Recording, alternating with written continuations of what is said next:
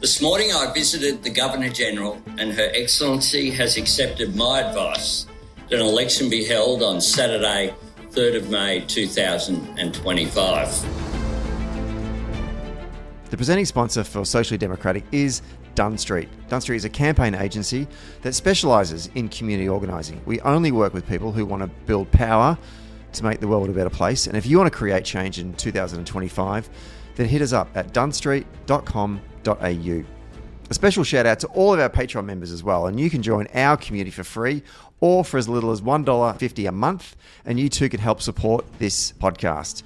All paid members receive a welcome gift, so if you have recently signed up, please check your inbox for a message from our producer asking for your shipping address, because without that, then we can't send you your merch. And finally, today's episode is brought to you by Maurice Blackburn Lawyers. Maurice Blackburn has been fighting for workers' rights in Australia for more than 100 years. They believe the law should serve everyone and not just those that can afford it. So for empathetic and expert legal support, call Maurice Blackburn Lawyers today. All right, let's get on with today's episode.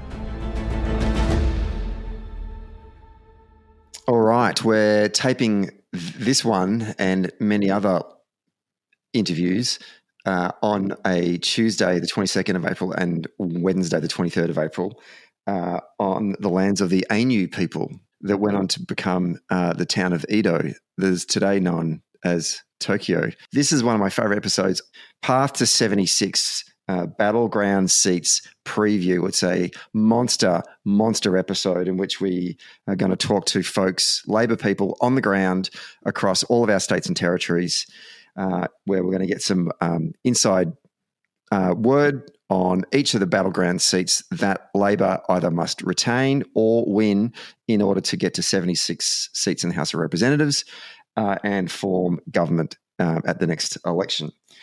So we're going to get through a lot, folks, so bear with us.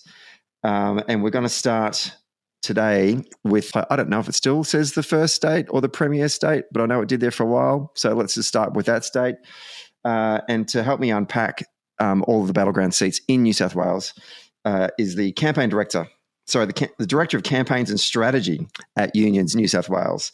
He's a former federal and state Labor staffer. He's been on every single campaign cycle since 2011, and he's also jagged the odd overseas campaign as well, and he's actually a good friend of mine, and he's been wanting to come on the podcast for a very long time and has got very shirty because everyone in his own network seems to be appearing, and I think he started to think that I didn't like him, and I just wanted to publicly state, Todd Pinkerton, welcome to Socially Democratic. I love you, man.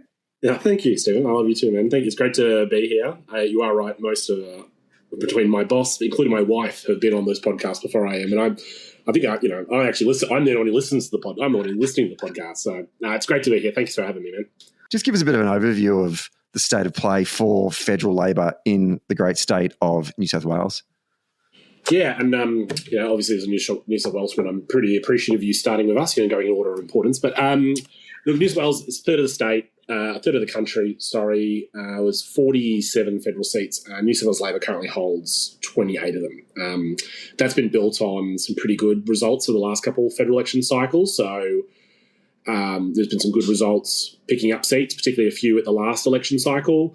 That's meant going into this election where their campaigns really had to focus very heavily on incumbency and what incumbency means. Now, for some candidates and some campaigns, incumbency is such a double-edged sword, right? In some campaigns, incumbencies can be terrible, right? Because everyone's always looking. It's always easy to kick the government of the day or kick the MP of the day. But also, there's a real opportunity to show your runs on the board, things you've been able to achieve for the community, plus sort of the resourcing that comes with incumbency and the profile.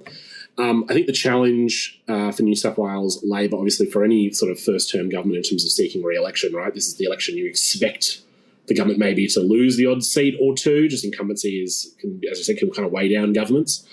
But I think that's kind of, in New South Wales, they've really thought about turning that into like a real value and asset.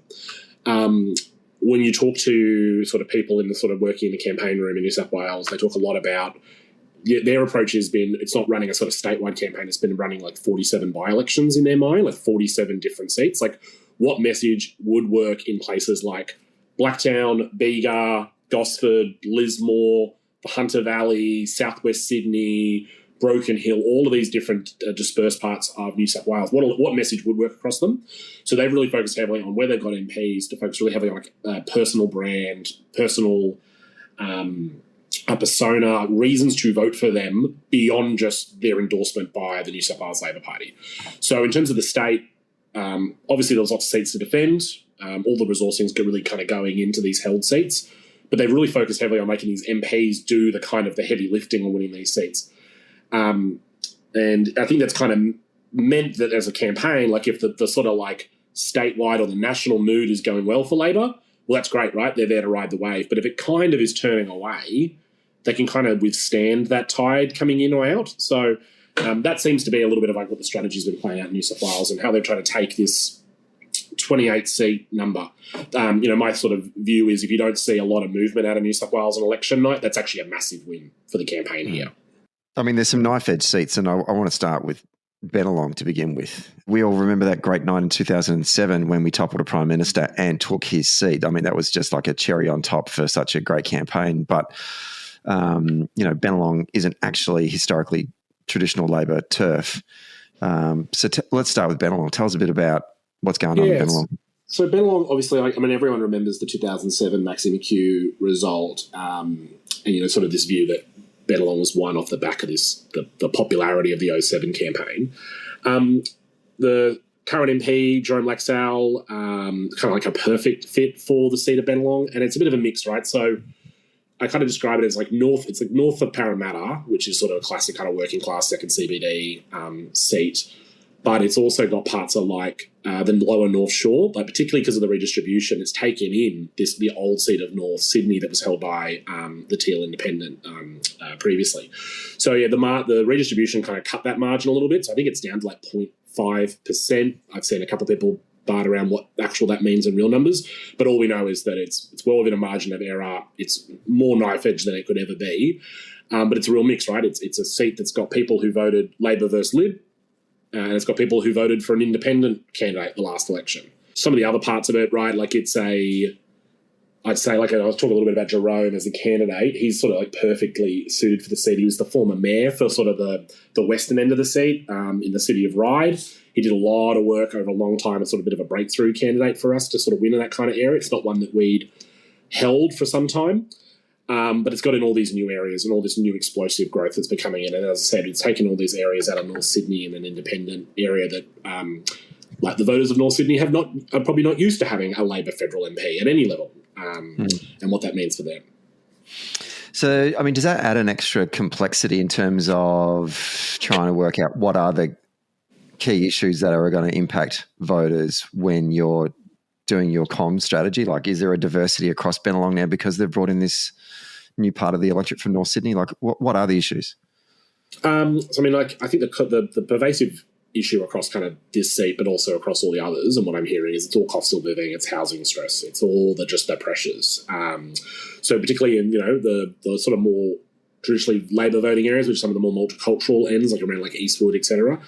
Cost of living, huge issue, but it's also pervasive across the seat. And one thing I think we were talking before about like building personal brand and persona, like Jerome's been a really good candidate over the last, and I say the word candidate, right? Over the last 3 years, ever since he was elected the member for Bennelong, he has been running to be re-elected as the member for Bennelong. Like he has spent time in the last 3 years campaigning against surcharges on credit cards, rallying against the big banks, calling for interest rate cuts. Like he has been doing a lot of work to advocate for his community for cost of living relief, and a great example of like never let being in government slow the campaigner in you down whatsoever. So that's probably been the major one. The Liberal candidate, I don't want to get too much into it, it's probably been the one where there's probably been the most sort of like negative media, sort of stories coming out. And there was a big piece in the Herald, I think, recently about sort of disgruntled contacts close to his campaign sort of leaking out information. That seems to be playing into it probably a little bit. I don't know how much that actually does get on the voters' minds, but look, I think Jerome's been an excellent champion for his community. He's been advocating for them. If you were a person who voted for a Teal Independent, I think you'd be pretty happy with Jerome. Like one person described Jerome as pretty Teal-coded as far as a Labor candidate can go anyway. And probably that stuff that's become around the Liberal candidate probably gives them some pause if they were thinking about turfing what's a pretty liked MP. It's interesting. You just named that story that came out in the Herald. I read that the other day as well. And despite the substance of the issues around funding, fundraising, and clearly there's tension within the campaign, I don't know about you, but I took from that the fact that there was leaking going on from their own campaign suggests to me that they're holding unity together within their own campaign with Band-Aids. Yeah, I'd say probably just the two campaigns. There's so many campaign slogans or sort of mantras, right? Like disunity is death is always like a big one that comes to mind. Like when you've got those kind of leaks coming out, what does that mean for a campaign? The other one is, and probably like I said, I can't speak to the validity of any of the stuff that's been raised. Like clearly there's some questions to be answered or whatever. I guess the main one is the only thing you don't get back in a campaign is time, right? So if you've got to spend time going back and re-looking at things you've done in the past or alleged to have done in the past and answer them, that's less time door knocking, less time phone banking, less time producing campaign material, all of those sorts of things. So, I can't say it's not fun. Like, when you're in a campaign, you feel like you're under siege by the media or you don't, or whatever. Like I said, I think Jerome's run a really good, that being said, I think Jerome's run a really good campaign locally in terms of the work he's done. I think he's done the work for quite some time to be in this situation. As I said, he ran for the state seat, I think it's 3 times, was unlucky each time, but then parlayed that into being the best result Labor had ever received on the council, became the mayor of an area that had been pretty traditionally Liberal held, and is now the federal MP for a seat that people probably didn't think we'd ever win against post-2007, or we've had a 2007 kind of like mood for change. And that's just testament to hard work he's done. Odds, what's the betting market say for Bennelong? Last time I checked, Libs $1.80, Labor $1.87. So, the predictions are the betting market's just about as tight as the margin is. I have heard of people who got in on Labor and Jerome to win this seat at like $8 and at like $12. Like when the redistribution first had and the margin was cut and it brought in all of these like former Liberal, recently Teal voters into the seat, people thought this was Gonski's. The fact that we are at such a tight piece on the betting markets tells me that clearly people don't think this is one of those seats that's just going to be like swept away by some new mood for change with the government, and probably testament to Jerome's work. Prediction? Confident in making a prediction on this one, Todd? I think if anyone was going to win the seat at Bennelong in this climate and environment, it would be Jerome. Like he is just going to be working so hard. So if anyone can win it, it'll be him. Let's go to Gilmore. Tell us about Gilmore. Yeah, interesting seat. South Coast of New South Wales. Sort of new territory for Labor in a lot of ways, the South Coast. So there's been some demographic changes. What was once a sort of place of sort of like rural or like fishing and sort of tourism community or industry. I've heard a lot about the sort of like the retirees coming from Canberra, like people who lived in Canberra, public servants, selling up while the housing prices have kind of been going up and moving into places like the South Coast to kind of have a quieter life, but still close to maybe where their kids are or visit in Canberra. So there's sort of been some demographic changes and those seats have started to become more and more friendly for Labor. Like a lot of the state seats that sit under the seat of Gilmore are held by Labor, like South Coast, like Bega, not Kiama yet, hopefully. But yeah, it's one of those seats where things have been kind of moving in that direction, and I think we've had a really good result. And Fiona Phillips, the federal Labor MP, who's a class of 2019 candidate, had to run a pretty strong campaign to win this seat, and it's had to contest it each time, and it's still remained pretty tight. Like I'm looking at my notes here at 0.2% for the margin, no change for the redistribution. It's one of those seats that came down to the wire last election. And what's interesting, this is one of probably a handful of rematch seats. So Fiona's contesting the seat against Andrew Constance, who ran at the last election, who's a former state minister. He's a character with a bit of presence, or like people know him. Like obviously he's been a state MP and minister. He famously called out Scott Morrison around the bushfires and then ran with the Liberals with Scott in that election. So it'll be an interesting one, and it's one that I'm hearing there's a lot of resourcing from both sides going into it. It's going to be one of those really hotly contested seats. Yeah, that's right. I think there's research done about sophomore swings that vary. Normally we sort of say it's like worth 2 points for the incumbent candidate running this, from incumbency, but it changes when you're running against a previous member. and it's not as big an impact of a swing. And right now, with a margin of 0.2, you'd take anything, right? But the fact that Constance is running again, I think, is an interesting consideration, when making predictions. What are the issues that are going to be impacting the folks down in Gilmore? So, cost of living is going to be big. Job creation, it's one of those seats where, and I think we're going to talk about Paterson in a little bit. I always sort of think of Paterson and Gilmore as a little bit like mirror images. They're both kind of like, Paterson's north of Sydney and north of Newcastle. Gilmore is south of Sydney and south of Wollongong. And Wollongong and Newcastle share a little bit of similarities of industrial towns. It's got lots of tourism, retirees, plenty of young people who are living there now. One thing that's really interesting, I think, about the seats that Labor is now contesting and doing quite well or holding is the post-COVID explosion in work from home has meant that a lot of people who work, they're not necessarily business owners, but a lot of people that would normally vote Labor or Labor is always sort of targeting now live anywhere because you don't have to commute into Sydney. You don't have to live in the suburbs to get to work every day. And so, it's pretty tempting myself. If I could work every day, if I could work from home more regularly, I would go live in a beautiful place like the South Coast and enjoy, and enjoy that kind of lifestyle and, make the odd trip into Sydney now and then. So I think there's something in that. That's one of the reasons why I do think Dutton's early pitch on work from home, stripping work from home from public servants, lasted as long as it did, and he had to wheel that back quite disastrously. Because I think there's a lot of voters living in the seats that he thinks he needs to win, these outer regional industrial towns where work from home is actually pretty nice. And it's a big part of the local. And also, from a perspective of the local economy, if you're a local cafe in the suburbs or in these towns, you love work from home because you've got customers during the week, not just during the weekend. So there's dynamics to this punching down at public servants work from home that I don't think they had factored in, and that's why they blow back. One of the things that could be playing in Gilmore, the offshore wind projects that the government's been really committed to, clean energy, new jobs, local manufacturing support with these offshore wind projects. I think they're pretty brilliant. I obviously work in the union movement, so I'll put my bias here. We think they're pretty great. Both campaigns have been subject to some conspiracy theory, astroturfing, local groups who I'm not sure really that interested in the environment before they decided that they thought things like offshore wind were going to be a problem for birds and whales or whatever. So that's been one of the things I do think's at play as well. If Dutton's strategy is to take seats off of Labor in areas where there is a particular type of demographic that has historically been seen as, post-industrial working class communities, these are two seats that they need to win, aren't they? These are the sort of the easier of the ones to grab, right? As opposed to starting to walk into Western Sydney and starting to grab seats there.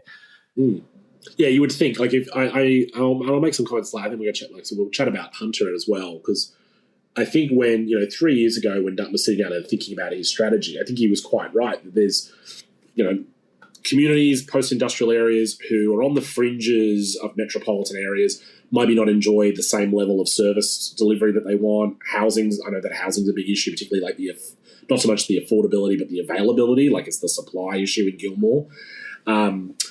In those places, Dunn's probably thinking about voters that are a bit disenchanted with the government, not feeling like they've delivered for them, who felt a bit of the burn of interest rates and inflation and everything else.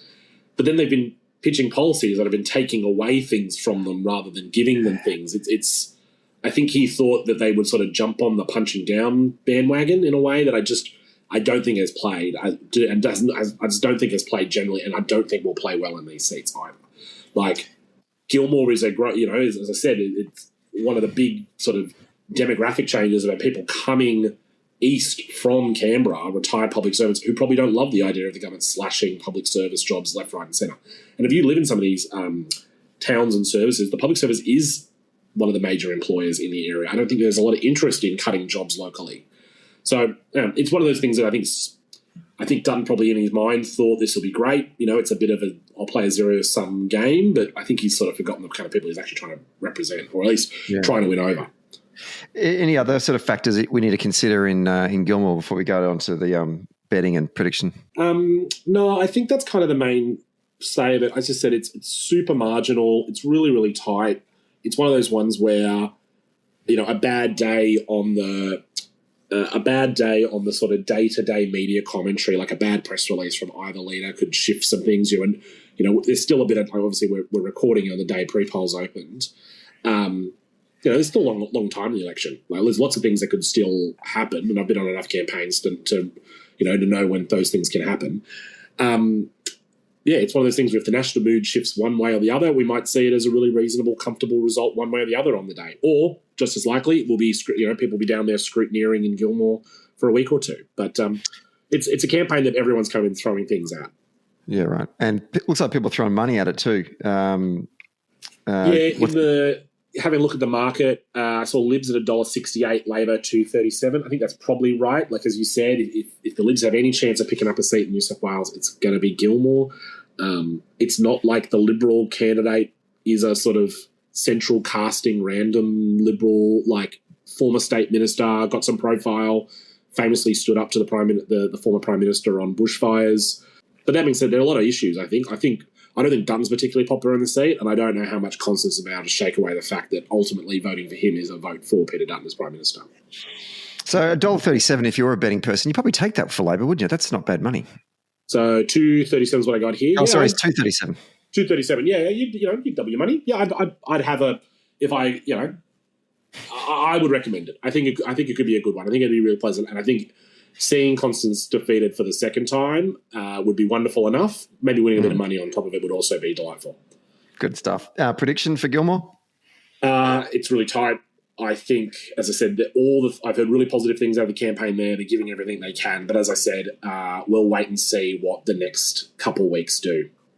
It's the week, the next fortnight. A big shift one way or the other could have huge implications in a seat like Gilmore. All right, let's do the mirror of the seat, which is Paterson.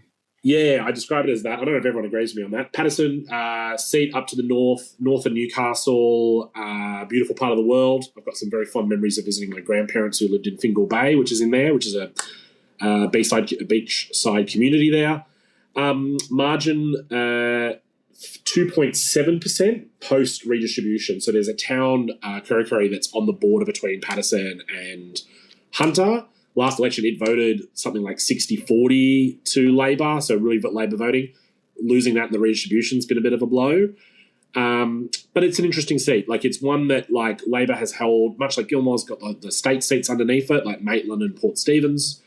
It's a seat it's got some retirees, it's got some people in sort of manufacturing, lots of people in tourism, hospitality, people who live there, commute into the Hunter Valley for a variety of work that goes there, all down to Newcastle.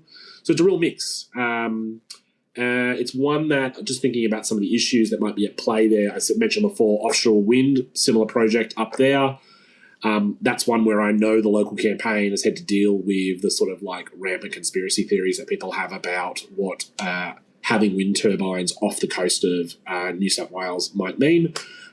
What I know and what we've been working on is it means a lot more jobs and it's a lot cheaper energy for working people. So we think there's a lot of value in it.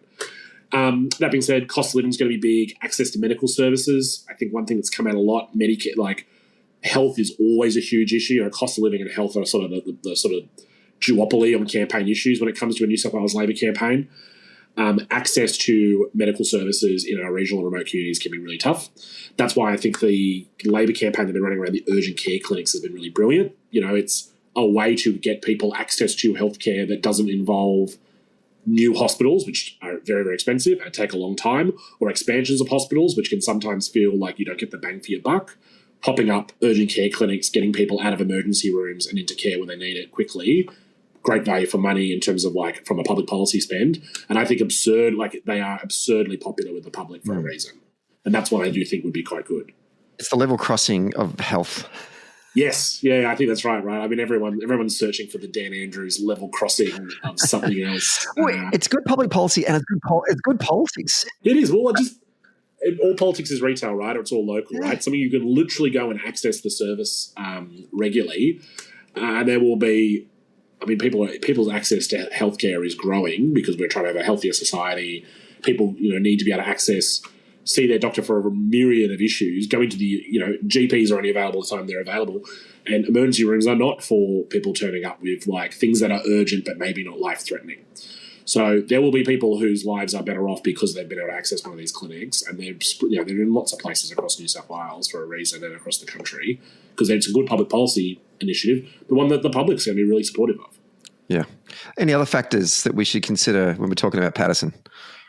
Well, I was thinking about, as I said before, when Dunn, 3 years ago, when Dunn was probably sitting down in the federal opposition leader's boardroom or Gina Reinhardt's boardroom or wherever it was that he does his campaign planning, and mapping out the seats that he's going to target, Paterson would have had to be on the list, right? A seat, some retirees,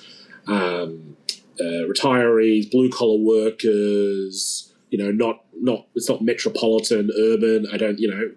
Dutton's view, probably the further you are from southeast Brisbane or Newtown, the more likely you must be to vote for him.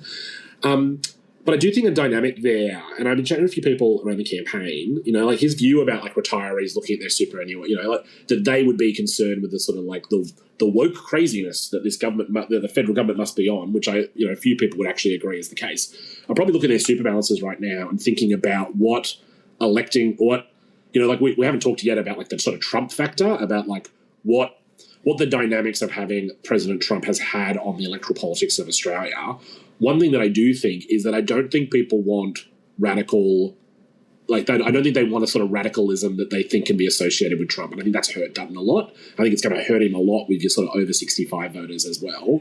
Because, you're hearing it from them. They're looking at the super balances, they're looking at what's happening to the share market, they're looking at international trade. They're very clued into the global financial system and the upsetting of it. I don't think there's a lot of love for any candidate that can associate themselves with Donald Trump. And you can see that from Dunn, right? He's trying to run away from that as well. So I wonder whether that's something that could be playing on people. Yeah, it's fascinating. I mean, through my own work, I've been up in Paterson a bit through 2024. And I reckon if we had a snap federal election with no campaign, as if the election was called on the Monday and everyone had to vote on the Saturday, if that was held in, say, October, November last year, I think we lose Paterson. To your point, there are elements of Trumpism that I think Australian voters buy into. It's the anti-woke, it's the just common, I know it sounds weird saying it's about Trump, but the elements of Trump that makes common sense around economics, and speaking for the disenfranchised voter that feels like they're not being heard, that appeals to that type of person up in Paterson. They don't want the crazy. They don't want the crazy, and they can see stupid policies like tariffs or $7 trillion being sucked out of the US economy in the space of a week, impacting on their superannuation, all that kind of stuff. That hits home economically. The insanity of Donald Trump, they don't want. The last debate I watched, I remember Dutton having this line, well, I've never met him. I don't know him. Actually trying to so he kind of made it out well, Albo knows him, and Albo made a very clear point. I'm I'm the Prime Minister of Australia. I've had to meet the US President. I've had to work with him, and I will work with him because it's in Australia's interest. He's trying to be the bigger man while Dutton's trying to do everything he can to be there's actually very little to do between the way I approach things and the way Donald Trump, but despite the fact he's got shadow ministers with Make America Great Again hats, half his policy platform comes from a sort of Elon Musk wet dream of public administration. He's in full damage control over that. Mm. Any other factors to consider for Paterson? I think that's the main one. I mean, I think the other part of it is we haven't talked much about the candidate here, but I think Meryl Swanson's been working really, really hard. She's from my memory, a former radio presenter. She's got a bit of quite a presence in the seat. I think she's done a reasonably good job of making sure that she is kind of the best candidate that she can be for this seat, and has worked pretty hard to do that. So I think there's that.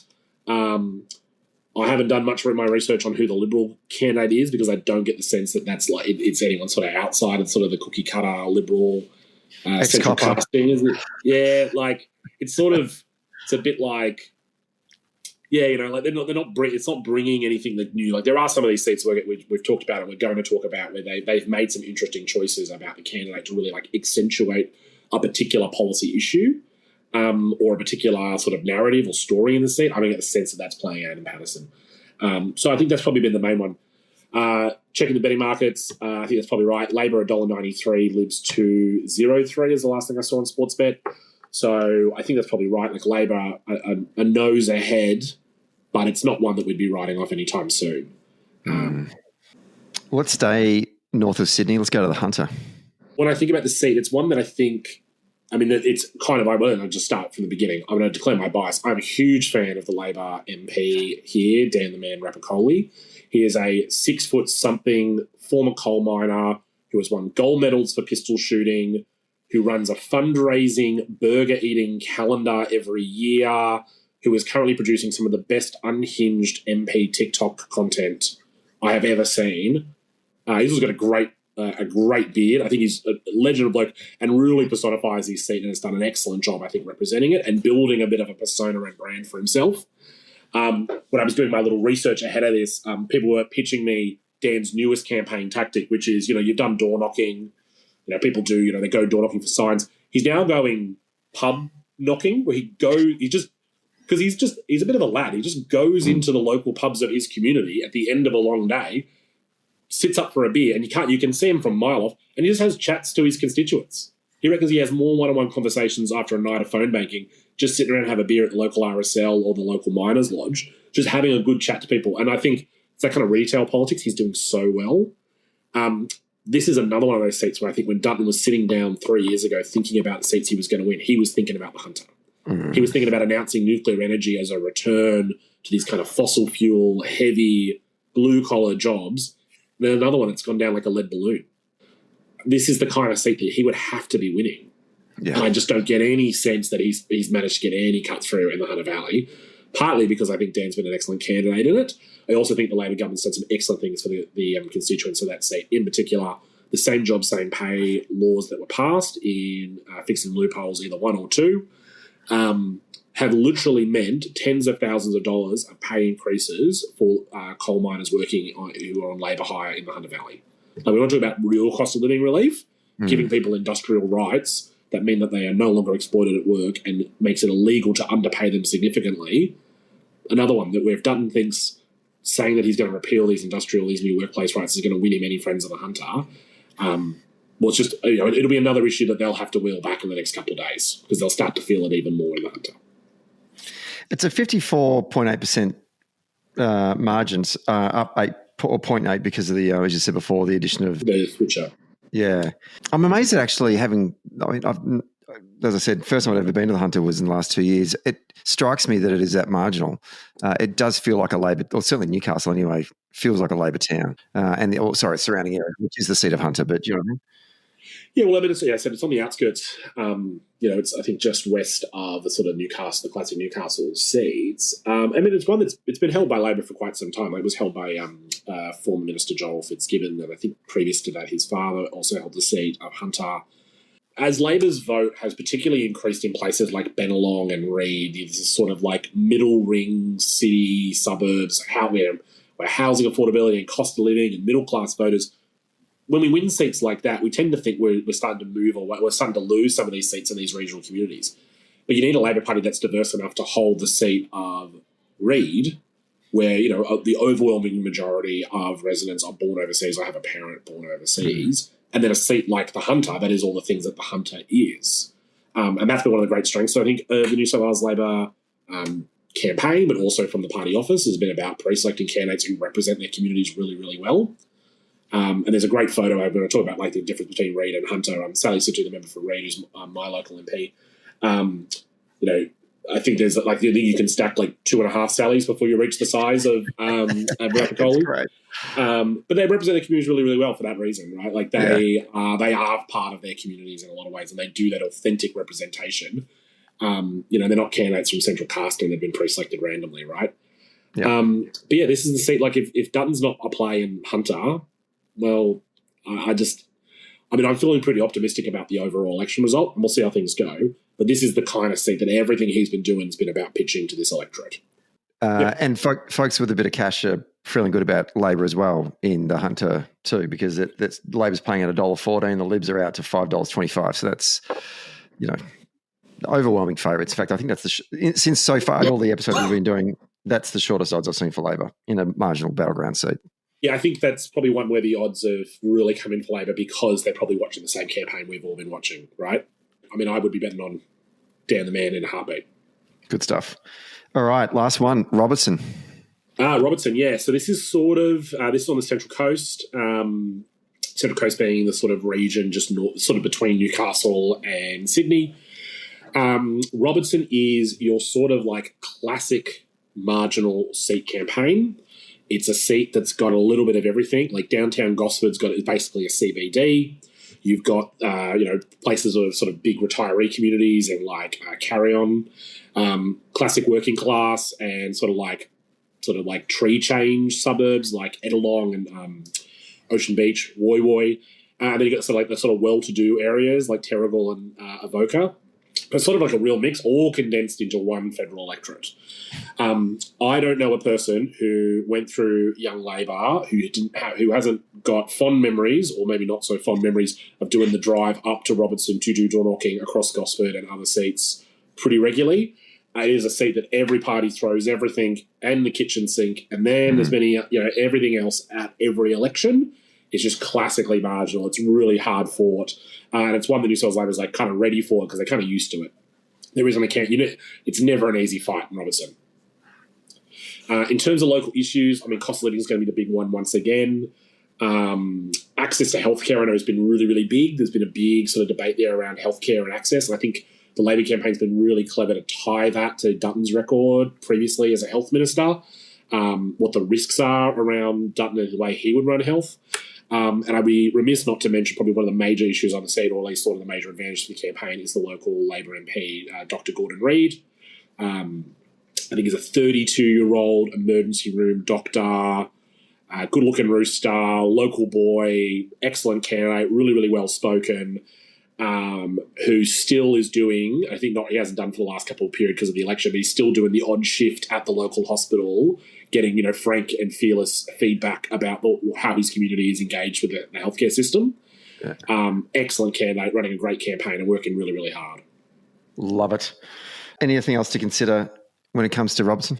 Yeah, well, we mentioned before about rematches, right? This is another one where there's a rematch. Lucy Wicks, the former MP who Gordon defeated, is running again.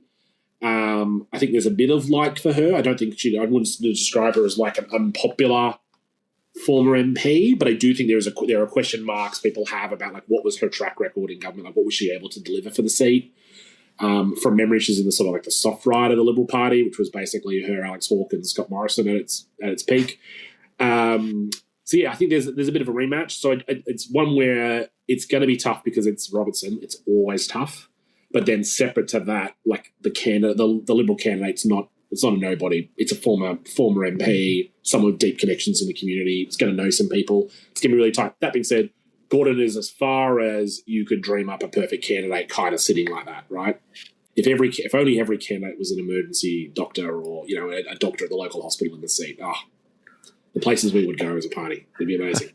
What's the money line on this one? So $1.60 to Labor, $2.15 for the Libs. So yeah, I'd probably say Labor probably is the favourite to win the seat, but it's tight because it has to be. It's Robertson, right? There's lots of things that could still come and go. Pre-polls only just opened. Things could move in either direction greatly. That being said, I'd be pretty optimistic that we're going to hold the seat of Robertson this time around. This is another one of those seats where I think Dutton had eyes for it, and I just don't think they've been able to land it. I would say we were talking before about the working from home stuff. I just cannot see how stripping working from home for people is going to play in a seat like Gosford or like in Robertson. These are communities that it's like an hour and a half train ride to Sydney. These are there's a lot like the commuting, like when they do when you do a train station handout in the seat of Robertson, you do it really early because voters are getting they got to do an hour and a half train ride before they arrive at their office in the city if they're doing work into the city. A lot of voters, a lot of commuters are going to would have been taken up working from home and are going to would not be looking favourably on the government stripping away from anyone. Yeah, I do. I mean, maybe it's one for the our main weekly podcast episode with the probably unanswerable questions, and we won't know this until after the election. How much did the policy position of the coalition against folks working from home hurt them, and then did the backflip bring people back to support the coalition, or is it kind of like, nah, mate, too late, too little, too late? Well, I just don't think you never compromise a strength to make up for a weakness, right? So the weakness was their position on working from home, and one of Dutton's strengths is he looked strong. Well, he didn't. he didn't look particularly strong when he had to backflip right that early onto the campaign. I mean, I think he'd probably try to say, I'm an accountable leader. We got the tone wrong. Leaders are all about making decisions, blah, blah, blah. But they would have been better just to own it and just carry it on, I think, because now it's sort of, well, what policies do they want and what don't they want? Yeah. So, summary, feeling good about Robertson, feeling good about Hunter, Bennelong and Gilmore and Paterson. Maybe they're the ones you're kind of going to be a little bit nervous about. Squeaky bum time on election night. Yeah, I'd be really optimistic about both. The only thing that says I wouldn't put them in this, none of these are, like I said, none of these are certain. Yep. These are seats, however, that the Libs are going to have to throw everything and then some to win. I would assume, in light of the terrible or the mediocre campaign that the Liberal Party has been running for so far, that they've got some secret for the last week. Otherwise, they might as well just start packing up. So, there's still time to come. So let's just see how those next couple of days play out. What are they waiting for? By the time election day comes, at least 45% of the electorate have voted. I suspect they don't have anything. Is probably the case, right? Yeah. I think it just tells you more and more that the coalition is it's such a small insular bubble that the people they are talking to clearly think, oh, well, what they're doing in America is wonderful. That'd be great. Let's do that. I just don't know who they are talking to. No. They're clearly not out on the doors talking to punters who are like, my number one issue is accessing healthcare, cost of living relief, my wages not keeping up with the cost of living. And as a Labor government, when we're in government, Labor has to work out how do you talk about problems in communities without accepting responsibility for them, or do you accept responsibility? There's always that thing on it. And I do think where the New South Wales Labor campaign has done really well is to embrace incumbency and go, well, we're just going to be advocates for you in government. We're going to get things done. Well, we're going to find out on election night. Todd Pinkerton, once again, thank you so much for your time today. Thank you, Stephen. We might talk to you after the election campaign for a post-campaign debrief. Oh, mate, I'd love it. That'd be great. Thanks for having me. It's been awesome. Good on you. Let's head north to the Sunshine State and talk to someone who's very familiar with this podcast. He's been gracious enough to give his time over for not just this episode 3 years ago, but also hung out with me and Jackie Trad for 4 episodes for the Queensland state election. He is the former member for Waterford, former party secretary, successful party secretary for Queensland Labor, and he's now the director for an actor. Evan Moorhead, welcome back to Socially Democratic. Thanks, Stephen. Good to be on. Okay, Queensland.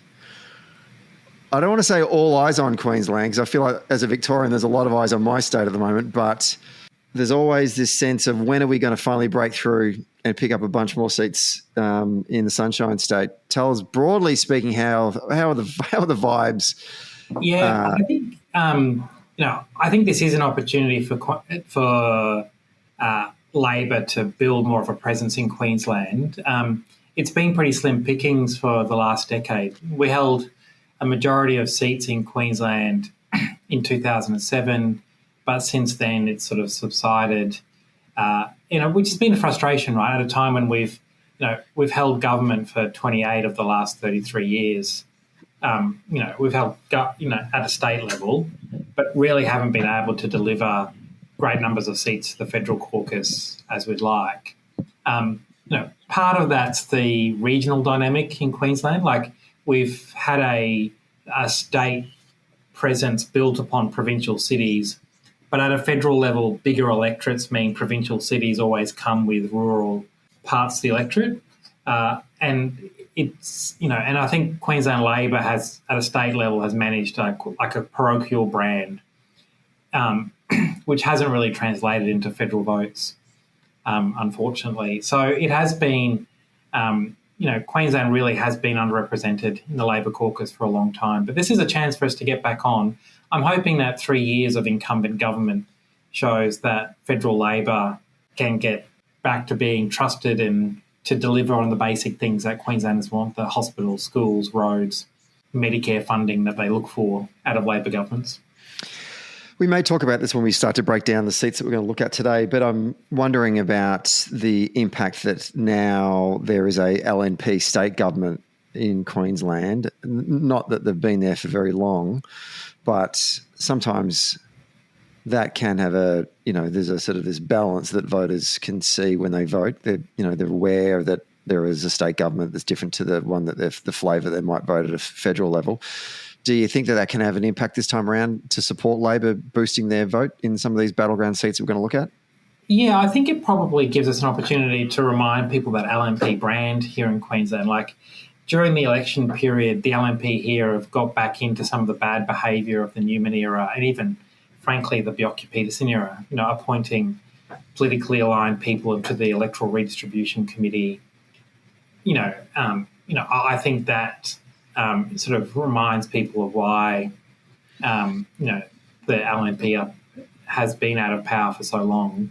And I think there is, I suppose combined with that is a view that the federal government has done a good job of treating Queensland pretty well in, things like education funding, even though we've got a Conservative Premier.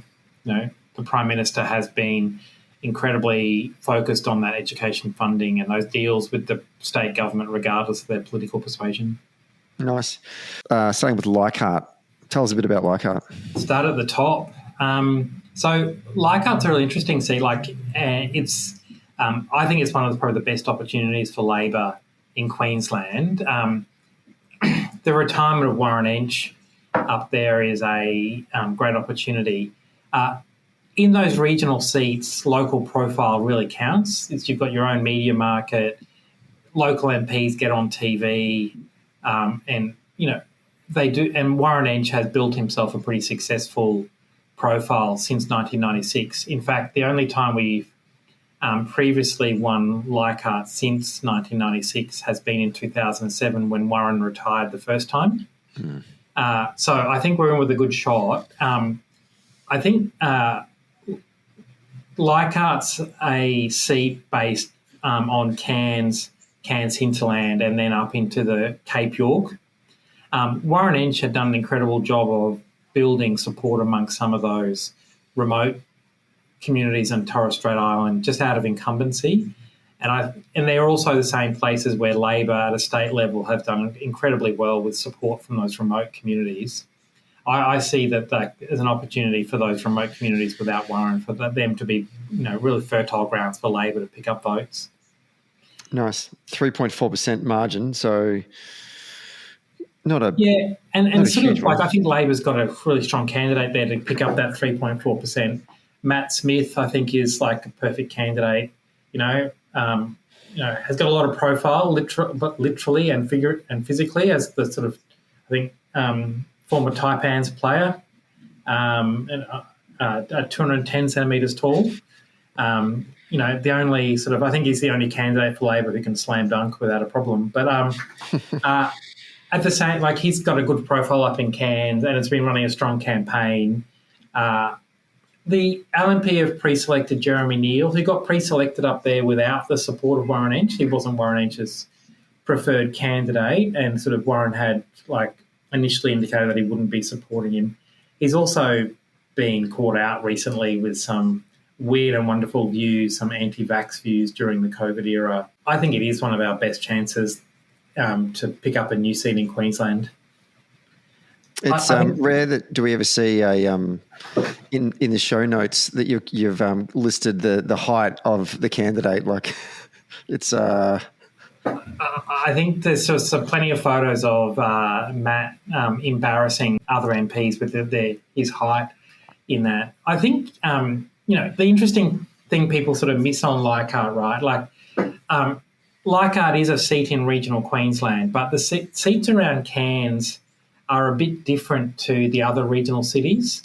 Cairns has less mining, less manufacturing than those other provincial cities, but has more tertiary education, more health services, more tourism.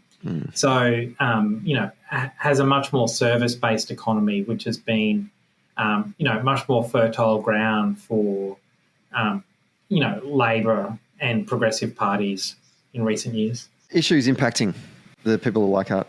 In those remote communities, it is just cost of living. Getting freight and services into those communities, is issue number 1, 2, 3. And everywhere in that regional Queensland markets, cost of living is a struggle. Youth crime will be an opportunity that the LNP exploit, and you've seen Peter Dutton try and get into that youth crime debate. Youth crime was one of the LNP's big platforms for the state election, and I think they'll go back there again.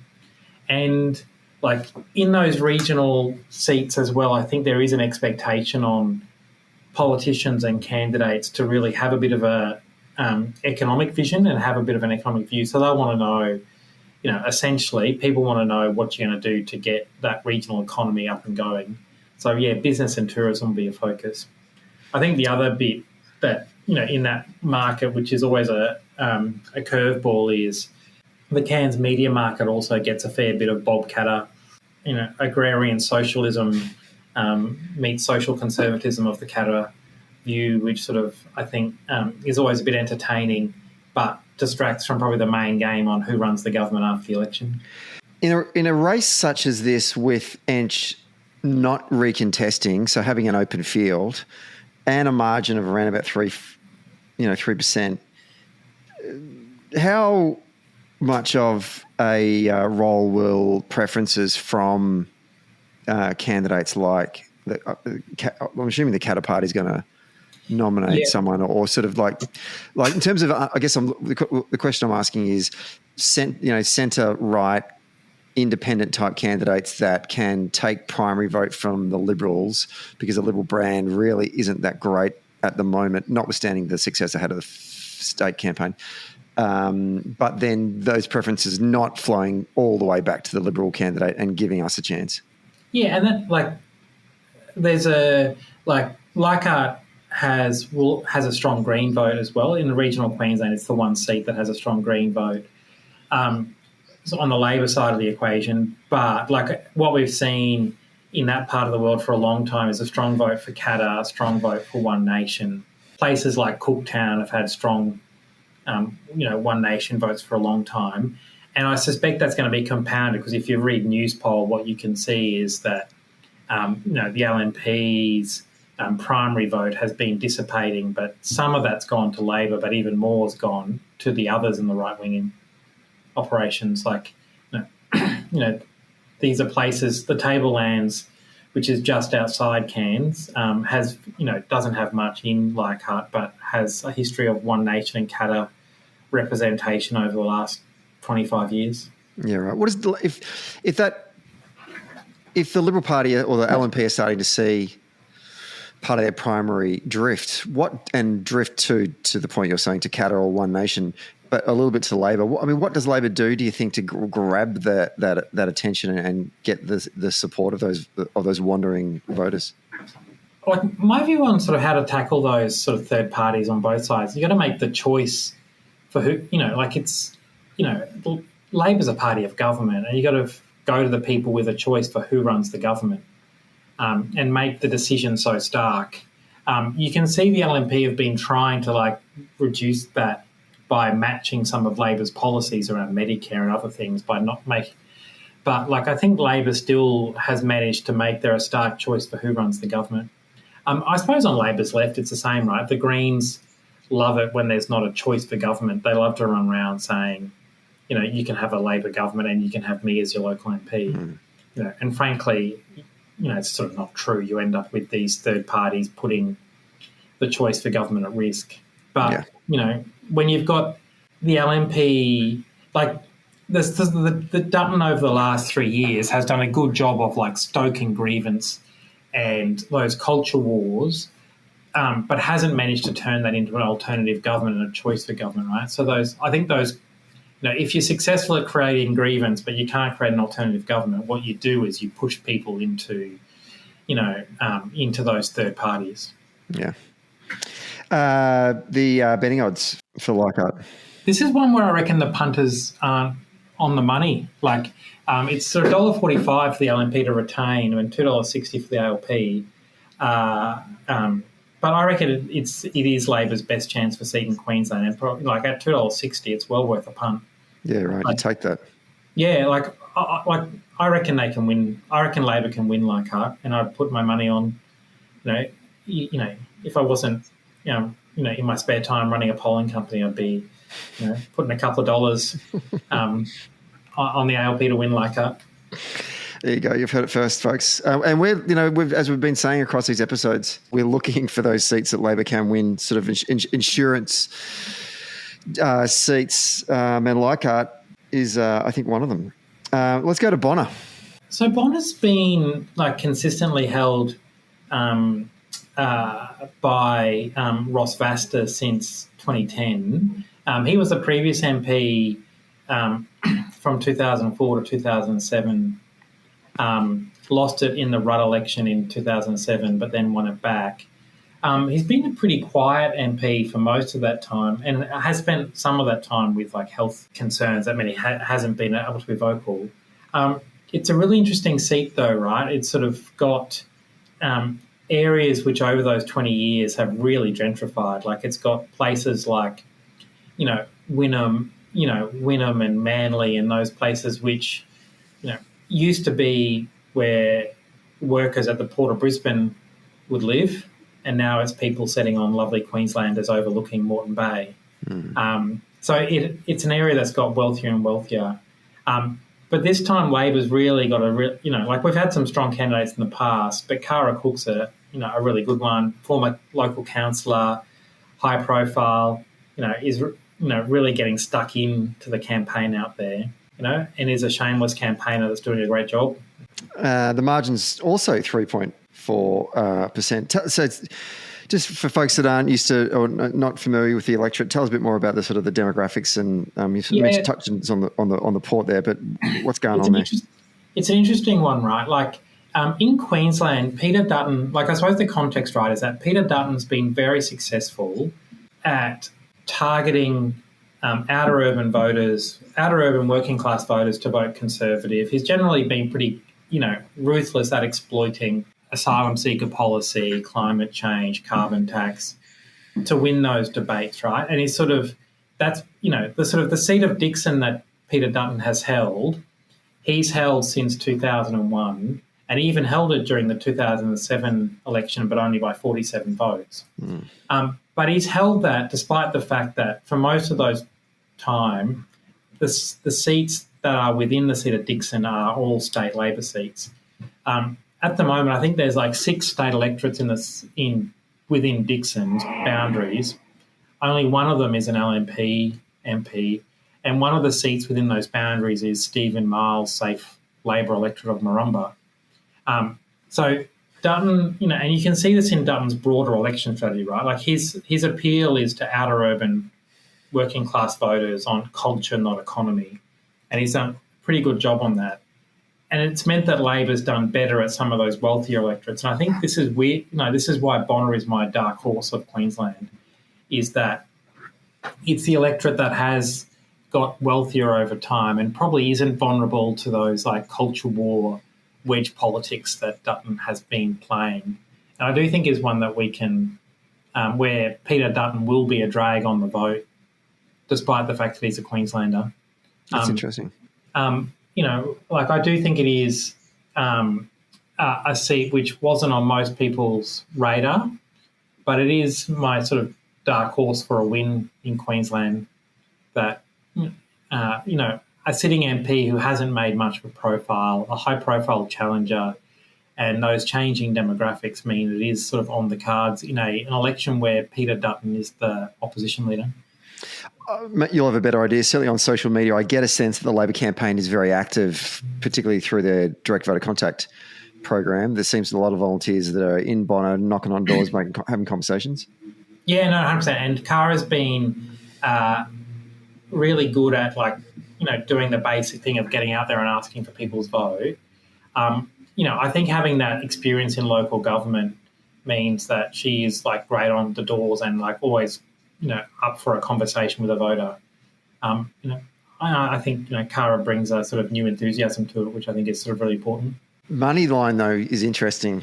Yeah, I do think I don't think the betting markets sort of understand the demographics. They do have him LNP at $1.10 at $5.25. That is amazing value for Labor for a seat that is only 3% margin in an election where it's sort of not in Peter Dutton's demographic target.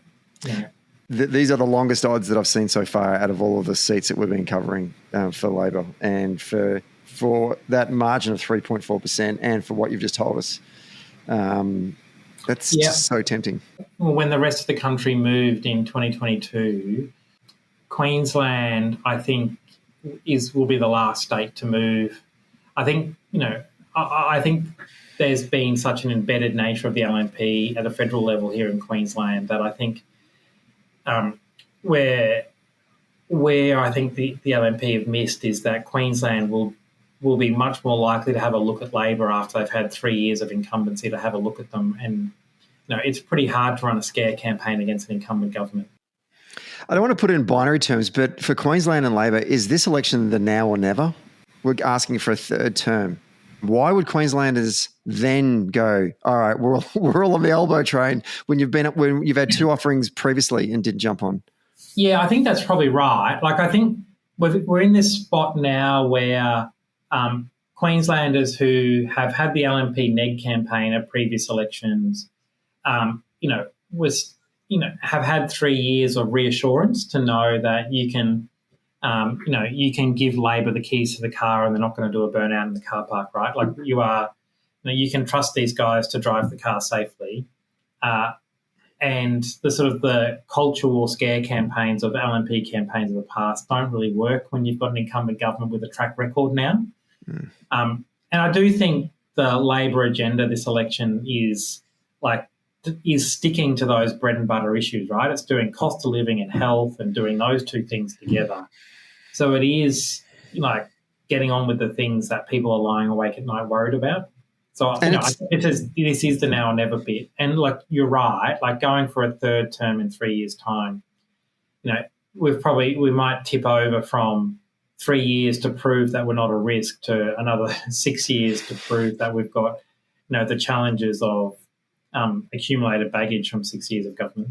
Yeah. And sorry, when I say never, I don't mean never, ever, ever. I just mean in this iteration of this current Labor government, I'm wondering if this is our best chance.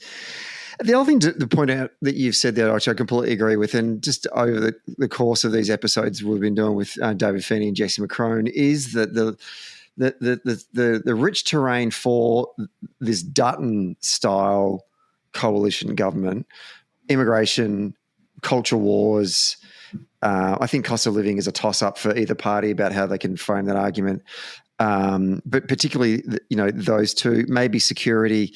This crime. Campaign hasn't, crime, thank you. This campaign has not, at a national level anyway, been about those conversations. Now, maybe it's happening at a local level, and that's why I think doing these particular episodes is interesting, because we can actually get a sense from good people like you about what are the conversations on the ground in those campaigns. So it may be translating differently, but at a national level, that's not been the national campaign debate. It has been bread and butter, cost of living, which is a toss-up, health, which should be ours, education, which should be ours, and just generally managing the economy and jobs and wages and that kind of stuff.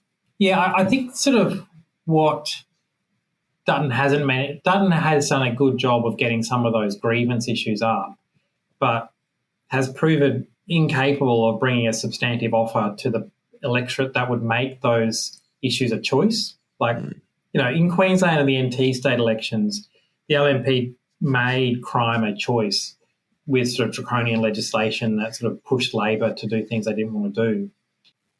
Dutton really hasn't come up with a substantive offering. There's lots of, railing press releases, but no substantive policy. Let's stay in metropolitan Brisbane and look at the seat of Brisbane. What can you tell us about Brisbane? Yeah, look, I reckon Brisbane is one of the most interesting seats around, where it's held by a Greens MP. It's one of those odd spaces where Stephen Bates, the Greens MP, won the electorate at 2022, but after coming third in the primary vote count with 27.4% of the vote. Some minor party preferences got him up above Labor.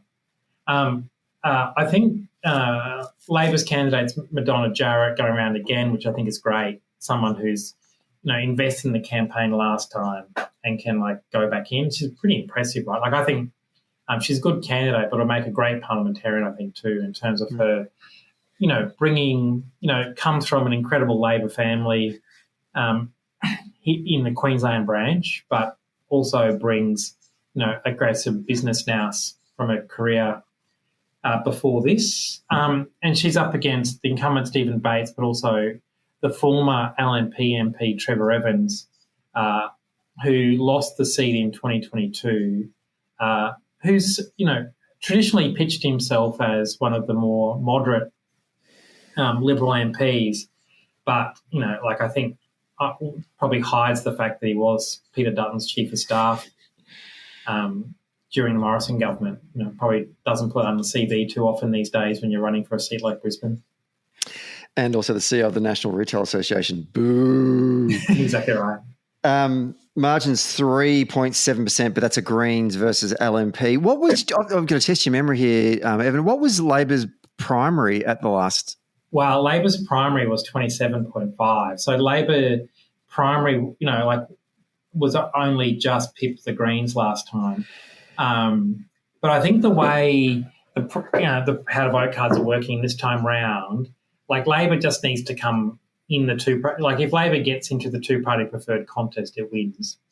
Yeah. So if Madonna can pick up another couple of points and have a primary starting with a 3, she'll win. Brisbane is a messy contest. It's going to have a battle for who gets into the two-party preferred contest, and in any circumstance where Labor gets into the two-party preferred contest, it wins. Yep. So with this messiness, how does it play out I'm assuming there's been a lot of gentrification in the seat itself. Yeah, and it sort of goes, and the seat goes into some of the wealthy areas that at some stage were in Lilly, like the sort of the Harbourside, Clayfields and Ascots, and those places, which are, it's one of those, in other states, it's the sort of place where Teals have done very well. The Greens picked up those 3 seats in Brisbane, but had they been a Teal candidate, they would have been the most, attractive option, I think. I think there is people who are looking in those sort of wealthier suburbs that exist in Brisbane. There are people who are looking for people other than Peter Dutton. I think Peter Dutton's sort of crude politics, climate change denialism, some of the wedge politics really has burnt, those centre-right supporters in Brisbane who'll be looking to park somewhere else. Last time I think they parked with the Greens because there wasn't a Teals option. I'm hoping that this time with a sort of incumbent Labor government that Labor can pick up some of those votes. Yeah, right. As well. And I think the other piece is that the Greens sort of lost ground in all of those seats at the 2024 state election. I think the Greens after 2022 thought that their sort of rise was inevitable, but I think the 2024 state election came as a bit of a rude shock as that sort of vote subsided. It's interesting, listening to you now, I don't feel confident for Labor's chances in Brisbane. I just sort of, my brain is thinking that the Green incumbency will give them a bit of a sophomore swing. But, looking at the betting odds, other people are feeling good about it.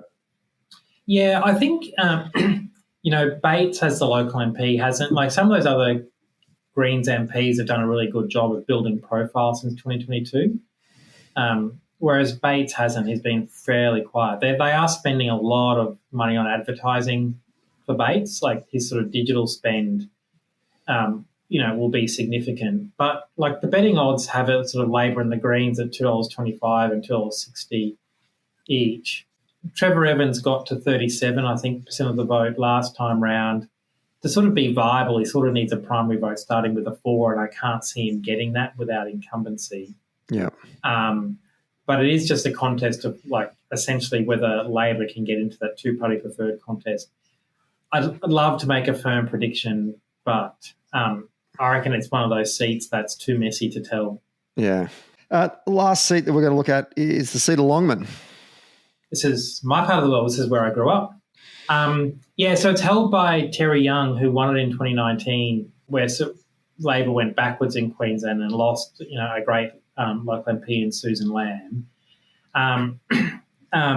We got a new candidate in Longman, Rhiannon Douglas, who was a former high school teacher and has been a party organiser for a while too.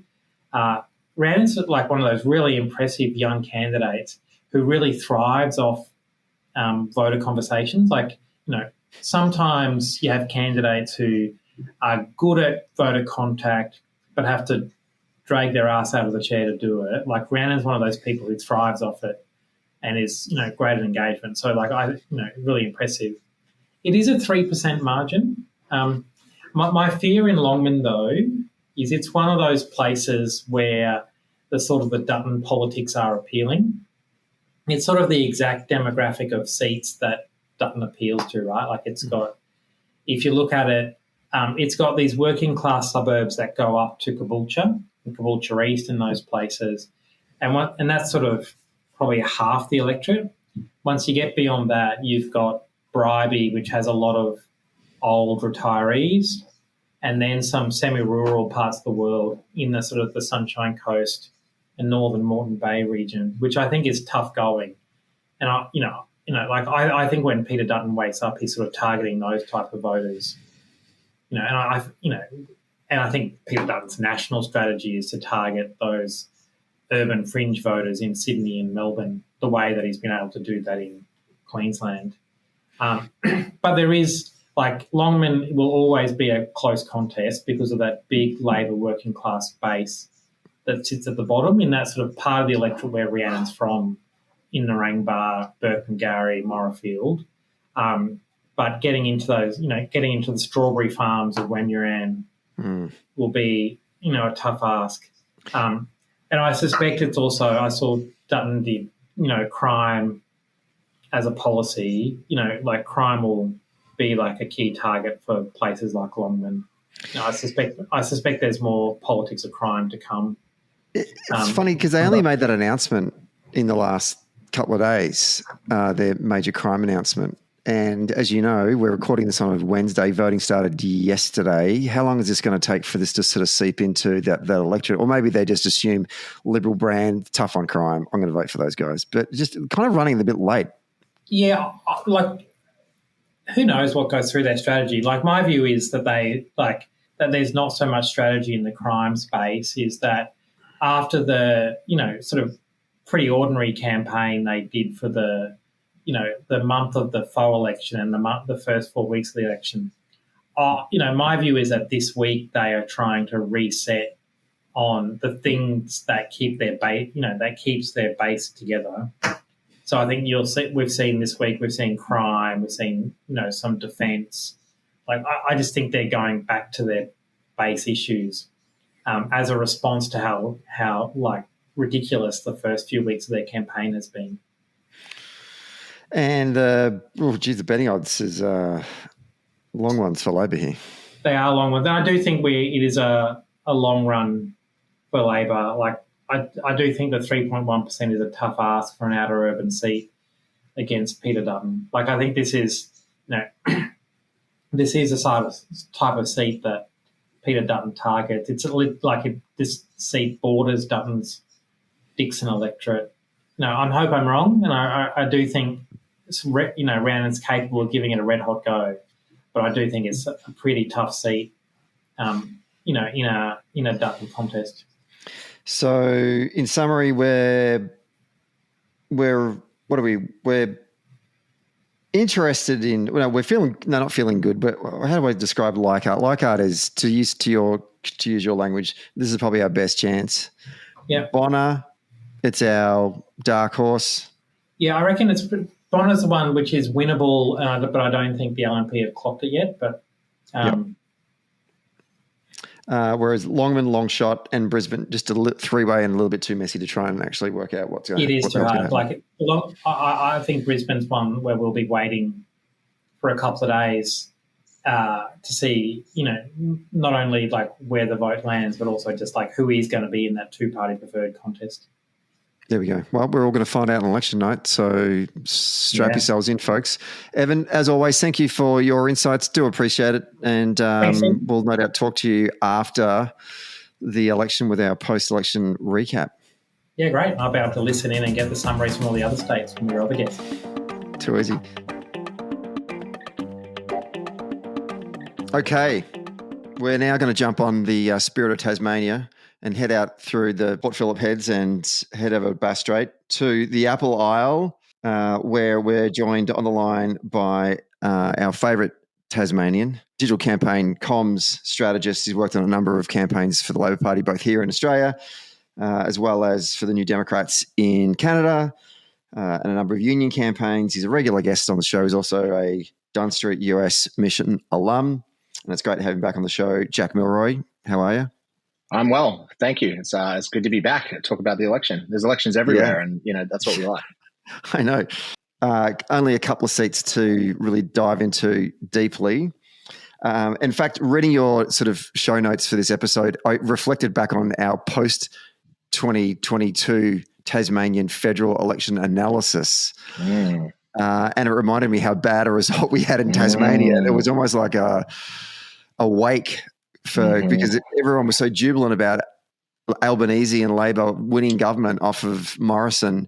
But then we got to your state and having to do a bit of a post-election debrief. It was a lot more maudlin.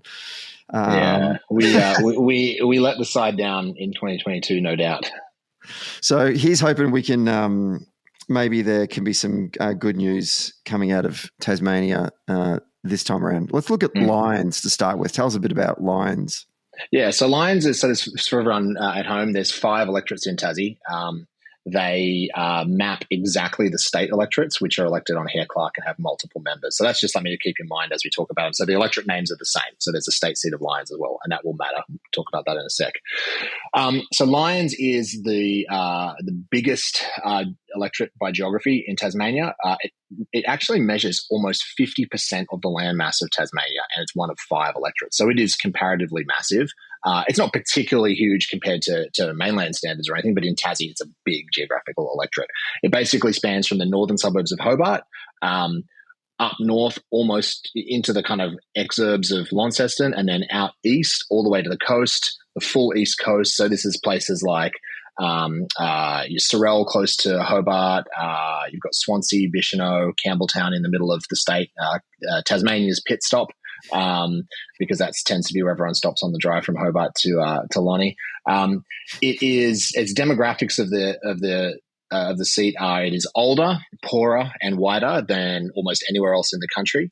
It ranks 4th last in the country for non-English speakers, meaning there's a lot of just English speakers. 8th last for median income, and 18th for people aged over 55. So it is older, poorer, and wider than most of the country. So that's good to keep in mind. That's basically the demographics. So the candidate running, we've got to change. We have. So in the last election, the seat was retained for Labor by Brian Mitchell. So he was the incumbent MP. Brian has stepped aside, and Rebecca White is the Labor candidate. Rebecca White, keen listeners or observers of Tassie politics might remember, is the former state Labor leader and a member for Lyons in the state parliament. Relatively well liked in the electorate and well known. So candidate switch. So it's a Labor held seat, but there's a new candidate. And what's talk to us about the margin that we're working with here?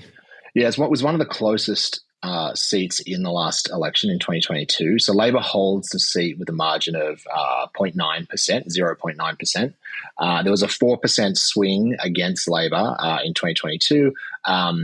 And then in terms of kind of a historical, kind of to ground this, historically, and this will be a similar story across all Tasmanian electorates as the Labor vote has declined over the decades. But in 2010 federal election, Labor got a 49% primary vote in Lyons. In 2022, so 12 years later, 29% primary vote. So that's a 20% drop in primary in 12 years. That's not to suggest that hasn't occurred anywhere else. Like, there's been a bleed from the major parties everywhere, but it's been particularly acute in Tasmania. And I think the seat of Lyons is a pretty good example of that trend. What's brought that about, do you think? Apart from the first point you mentioned, apart from just general pacification of the Labor vote, I think Tasmania tends to kind of buck the national trends a little bit. So where there may be swings back to Labor, say for example in 2022, we didn't necessarily see that in Tasmania. So we don't tend to make up ground from where we lose in the wave elections that go against us. Why? is there a higher kind of independent vote down here? I think it's partly because of Hare-Clark. So there are more independents and minor parties that get elected to state parliament, which therefore gives visibility to different political movements and different political candidates. And then you're able to build support in the community for different political movements. And then that can translate into voting at the federal level. Now, the vote often comes back in preferences, but as we know, that's never watertight. And it is meaningful in the sense that you have less, if you only have 3 in 10 people on the ground, like actually voting Labor, number one, that's a lot less people who are out there, spreading the message, talking to friends and family about voting Labor. So, the vote comes back and you can still win it on 2-party preferred terms, which we have. But that's not necessarily the same as having that broad support in the community. Political parties, the major political parties' brands do tend to ebb and flow through the electoral cycle. That's just the nature of democracy, and I probably think that's actually a good thing, although I do want to win all the time.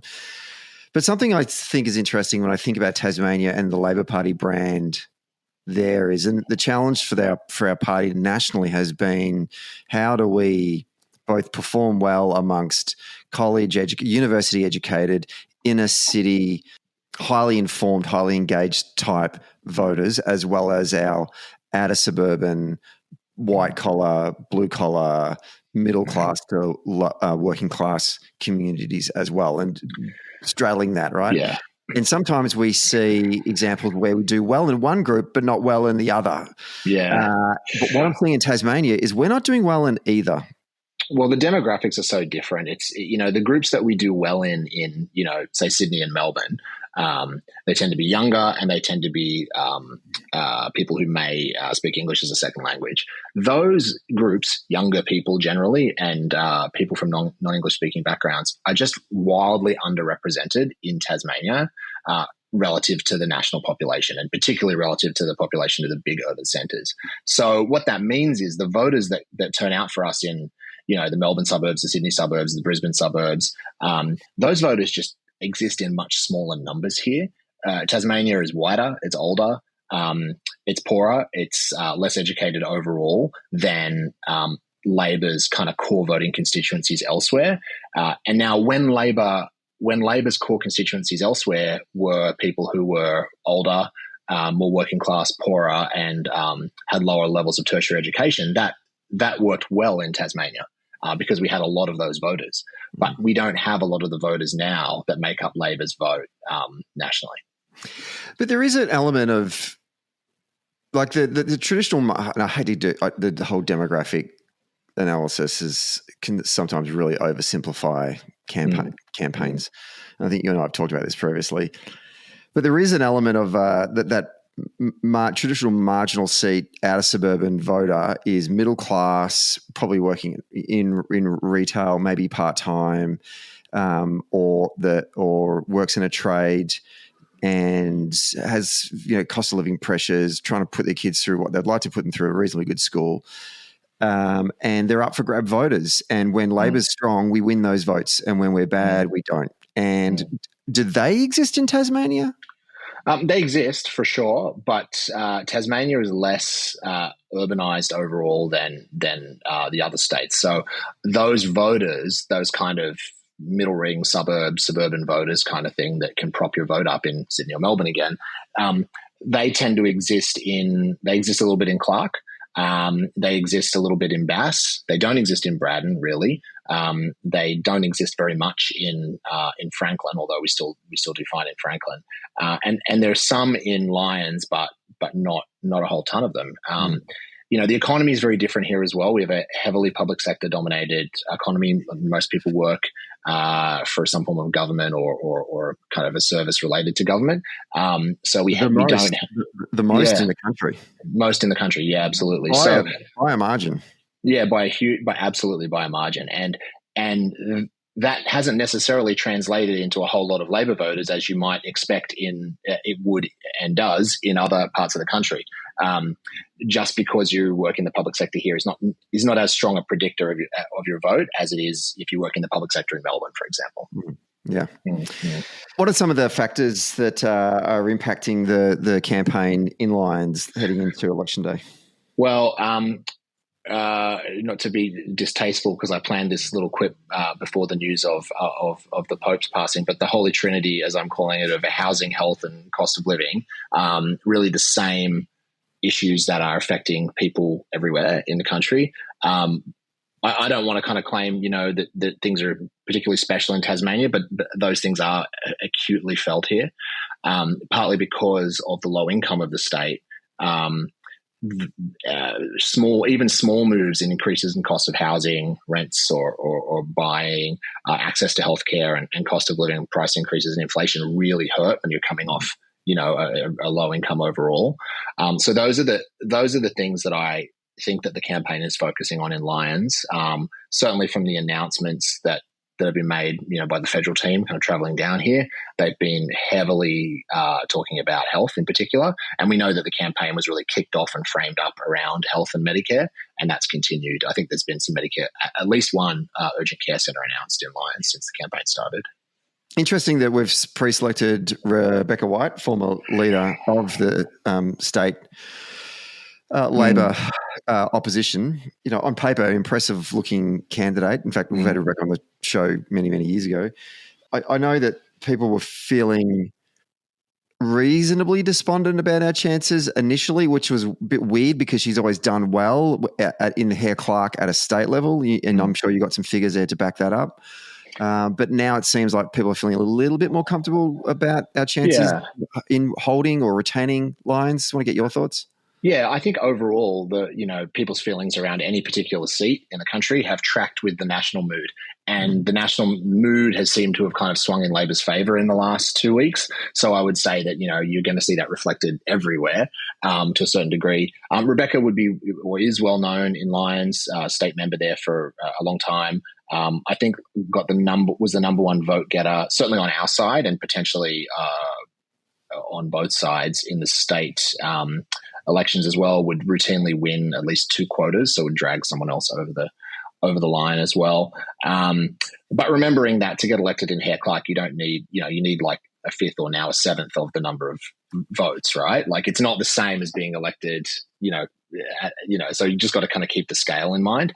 And that said, but Rebecca also led the State Labor Party to 3 successive losses. And so, I guess we'll see at the federal level whether that brand that she had cultivated locally is still there, and those voters still mark Labor. The betting odds surprised me. Oh yeah, $1.87 for Labor, $1.80 for the Libs. Yeah, that was probably worse for Labor 2 weeks ago, I would guess. The Labor campaign I think has been strong. And that's probably being reflected in those betting odds, and the Liberal campaign's been pretty weak. It's not really worth a bet at all, is it? No, I wouldn't be touching that. How is Dutton going down, do you think, in a seat like Lyons? Because they've not, I'm sure you've been listening to the podcast, and one thing we've been talking about over the last couple of weeks is how glad, but disappointed in the Liberal campaign, and in particular Dutton's performance in the white hot heat of a campaign. And I think that's translating certainly on the doors in key battleground seats, and we're starting to learn that across these conversations. How's it playing out? How's his performance playing out in Tassie, do you think? It's pretty limp, I think, overall. I don't think he is someone that wouldn't necessarily does a great job cutting through the attention environment. I don't think he's great at driving a news cycle about something positive. He seems to drive news cycles when he messes up, which is never a position you want to be in as a politician. I think, what's happened to Dutton at the macro level is that he had a certain campaign and an approach to politics in mind. And then when Donald Trump was inaugurated and came in and just absolutely, brought in the tariffs and just turned public opinion, particularly in Australia, so sharply against him, the campaign Dutton wanted to run and the positioning he wanted to take, which was more aligned with that kind of a soft MAGA, kind of soft Trump, kind of angry kind of populism, that just they probably had to pivot on that really quickly. Saw the same thing in Canada where Pierre Poilievre was running a soft MAGA campaign and then all of a sudden has to be, pro-Canada or against the tariffs. And it just doesn't, they don't have anywhere to go anymore. I think modern conservatism is in a real pickle. And this is the subject for a different chat. But where do you go if you're not MAGA, but you're also, you've gone so far down that road over so many years that you really can't go back to the kind of, small c liberal conservatism of the 50s and 60s. So they don't know where to go when that rug was pulled out from under them, when Trump kind of turned middle opinion against him, Dutton didn't have anywhere to go. So I think people in Tasmania are probably not sure what Dutton really stands for. Care to make a prediction for Lyons? Yeah, I think based on the national environment as it is today, if this is the kind of vibe that we see going in, I think Labor will retain the seat. Rebecca will be elected. If we return to what the vibe was maybe 2 or 3 weeks ago, I think that'll be a much tighter race and potentially might go to the Liberals. But, there's not a lot of time left now, so I'm probably going to say Labor retain for that one. Good man. Let's look at the electorate of Bass. Tell us a bit about Bass. Yeah, Bass is one of the swingiest swing seats in Australia. It's always one of the ones that gets focused on in the national election coverage on election night for good reason. So the incumbent MP in Bass is a Liberal, Bridget Archer. Bridget Archer is interesting in that there were a few times in the Morrison government where I think she even actually crossed the floor on some votes, certainly signalled and coded herself very strongly as a kind of teal adjacent Liberal. I'm sure with the tacit kind of support from Liberal Central Command in order to retain the seat of Bass.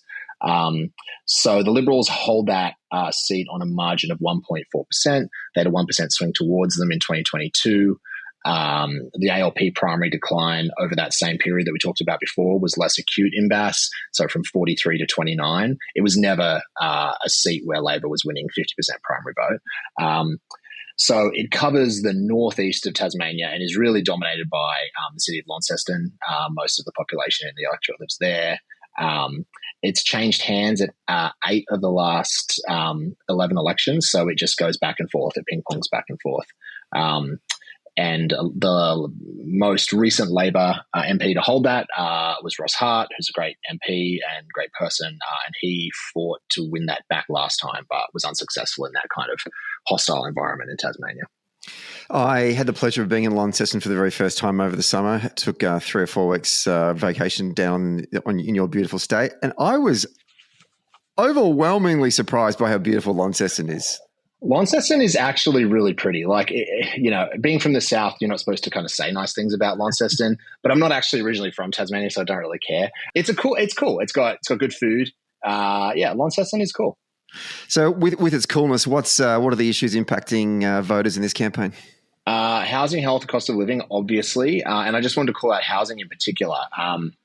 Tassie has low house building generally, right? That's a huge problem. And in particular, when we tend to build houses, we tend to just build single family homes that are 4 bedrooms that sprawl, which is fine for some people, but a lot of people want to buy a 2-bedroom unit and they want to live close to the city, somewhere walkable, and they don't want to spend, as much as you have to spend on a freestanding house.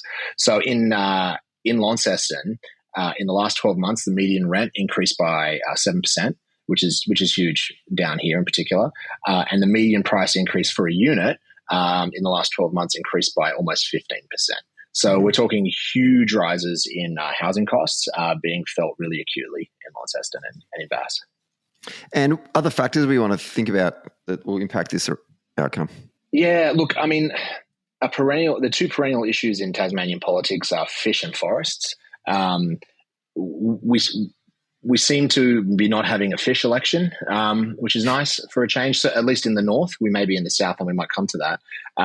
But forestry is always a tough political issue in Bass, and tough in particular for the Labor Party that wants to balance environmental credibility with support for local jobs and workers in particular. So forestry is a huge issue. Not a ton of people actually work in forestry relative to other sectors of the economy, but it's become kind of a proxy for industry or jobs overall. And so The Labor candidate, Jess Teasdale, who seems like a great candidate. I don't know her. I believe she's a teacher. Younger candidate, seems really positive and engaged and enthusiastic. So I think someone to watch for sure. Unfortunately, did make some comments recently around her support for ending native forest logging, and had to kind of immediately come back out and kind of backflip on those comments, which is, it's what you have to do. But it's hard, and it's some voters won't forget it. But these things happen to candidates, particularly new candidates. She's also expressing a view that's probably fairly widely held, to be honest. So certainly it's a view that I think a lot of people in the Labor Party might hold, even if they don't say it necessarily publicly. So that is going to be tricky for her, and the Liberals made hay out of that very quickly. That was a couple of weeks ago, though, so we'll see if that's still playing by the time we get to Election Day. Betting odds, the Liberals are favourites. Yeah, Liberals are favourites. $1.29. Yeah, strong favourites at $1.29. Labor a bit further out at $3.25. It's basically the Bridget Archer factor. I mean, people like Bridget Archer. She has established enough distance, with the national brand of the Liberal Party that she can attract enough crossover voters. So I think that seat will continue to be difficult for Labor whilst Bridget Archer is the candidate. Not impossible. It'll always be close, but it will be difficult. Yep. So do you want to make a prediction about Bass? Yeah, my prediction would be that Liberals will retain Bass. Before we let you go, the other thing I wanted to get your thoughts on, what's going on in Franklin at the moment? Interesting there. Normally a reasonably safe seat for Labor, but there seems to be a bit of a campaign going on from an independent or something. Yeah, super safe seat for Labor since the 90s. Double-digit margin. The incumbent Labor MP, Julie Collins, who's, I believe, now the Forestry, Fisheries, Agriculture Minister. There's been a pretty strong insurgent independent campaign from a guy called Peter George, who folks might remember used to be a ABC journalist, foreign correspondent. He's older now. He'd been retired. He is running an independent campaign largely based around opposition to salmon farming, which is very prevalent in Franklin, down the kind of Don Tricasто Channel, down between Bruny Island and the Huon Valley. So there is strong opposition to salmon farming in Franklin. There's also strong support from some parts of the community as well. So he has been buoyed lately because the Greens candidate was a young guy endorsed by Bob Brown and kind of held up as the future of the party. I think, unfortunately for him, and this would suck because we've all been through this. All our parties have been through this, and it's not fun. But he had a constitutional issue around eligibility. I think it was around citizenship of the foreign citizenship issue. I'm not sure exactly. So he withdrew. So with the Greens now, it appears to be that they are endorsing Peter George. I don't think that Labor will lose this seat. I think Julie will retain the seat. But I think when you have been running election campaigns in a context where you kind of win with double digits, you don't necessarily always have the same campaign apparatus up and running that you have in marginal seats. So I think Labor might have been caught a bit flat-footed in this campaign. I think they may have picked up in the last week or so. And like I say, I don't think Peter George will win, but I think that some people might get a little bit of a fright on election night when they see some of the results come in Franklin. So there you go, folks. We've got a Labor retain in Lyons and a Lib retain in Bass. Jack Mulroy, thank you so much once again for your time on today's show, but we'll have to get you back after the election to do a bit of a post-election analysis of how things did pan out in Tassie. Hopefully it's a little happier than last time. Indeed. All right, thanks. All right, let's head to the top end, to a place that I've campaigned previously. And I've said this on the show before. If you like campaigning, you need to do at least one Northern Territory campaign, either the Territory campaign itself or maybe jump on a Fed. But I think they are distinctly different. But someone who can tell us that is our next guest. He was on August last year to give us a bit of a preview, and he's back again. He's a seasoned campaigner of Northern Territory politics, good friend of the pod, Ryan Neve. I know you're not in the NT right now. You're a little bit further away than that at the moment, but certainly the Territory is close to your heart. Welcome back to Socially Democratic. Thanks, Stephen. Thanks for having me. Yes, currently in Qatar at the moment, having a bit of R&R and checking out how oil and gas reserves can sort of power a country further. They're quite of interest to the Northern Territory, as you probably are aware. Well aware. Let's dive into the NT. There's only 2 seats in the Northern Territory. We're going to talk about both of them. Let's start with Solomon. Tell us a bit about Solomon. No worries. Well, Solomon is basically the capital city Darwin and its satellite city Palmerston. It has been held by Labor and Luke Gosling since 2016. He had a pretty big win last election, but it's been redistributed down to a margin of 8.4% because the remainder of Palmerston, which was in Lingiari, came back into the Solomon margin. And it's kind of the city of Palmerston tends to trend a little bit more right than left. As I think I sort of outlined in the NT election pod, like Darwin and Palmerston sort of subsets into 3 really distinct areas. You've got the sort of inner city coastal area, which sort of trends left, elected its first Greens Party member in Nightcliff in the state election and an independent Teal in Johnston and high votes there. Then you've got the Palmerston, which seems to trend right, electing a lot of the CLP members. And then you've got the northern suburbs, which is kind of like your middle ground. It was Labor for about 24 years before they all sort of flipped to CLP at the last state election. So that's what Solomon looks like for Luke Gosling at the upcoming election. Just interesting. I did not realise that Luke had been the member since 2016. How quickly time flies. 8.4% still feels like a nice, solid margin for him. I mean, are we worried about Solomon? I mean, I feel like we always are worried about Solomon. I know when we first won it, that was kind of like, wow, we finally jagged it. But he's been a great MP. I mean, what kind of issues are going to be impacting this race that gives us cause for concern? Yeah, I think everyone was worried about Solomon in January, just like I think everyone was worried about Labor's chances in January. But much like the rest of the nation, I think we've just had a bit of a dream run and our opponents have not. And everything has really sort of fallen our way. Like the cost of living, of course, is a massive issue in the Territory. No surprise there. Luke's been battling really well about delivering bulk billing Medicare clinics and committing to delivering more.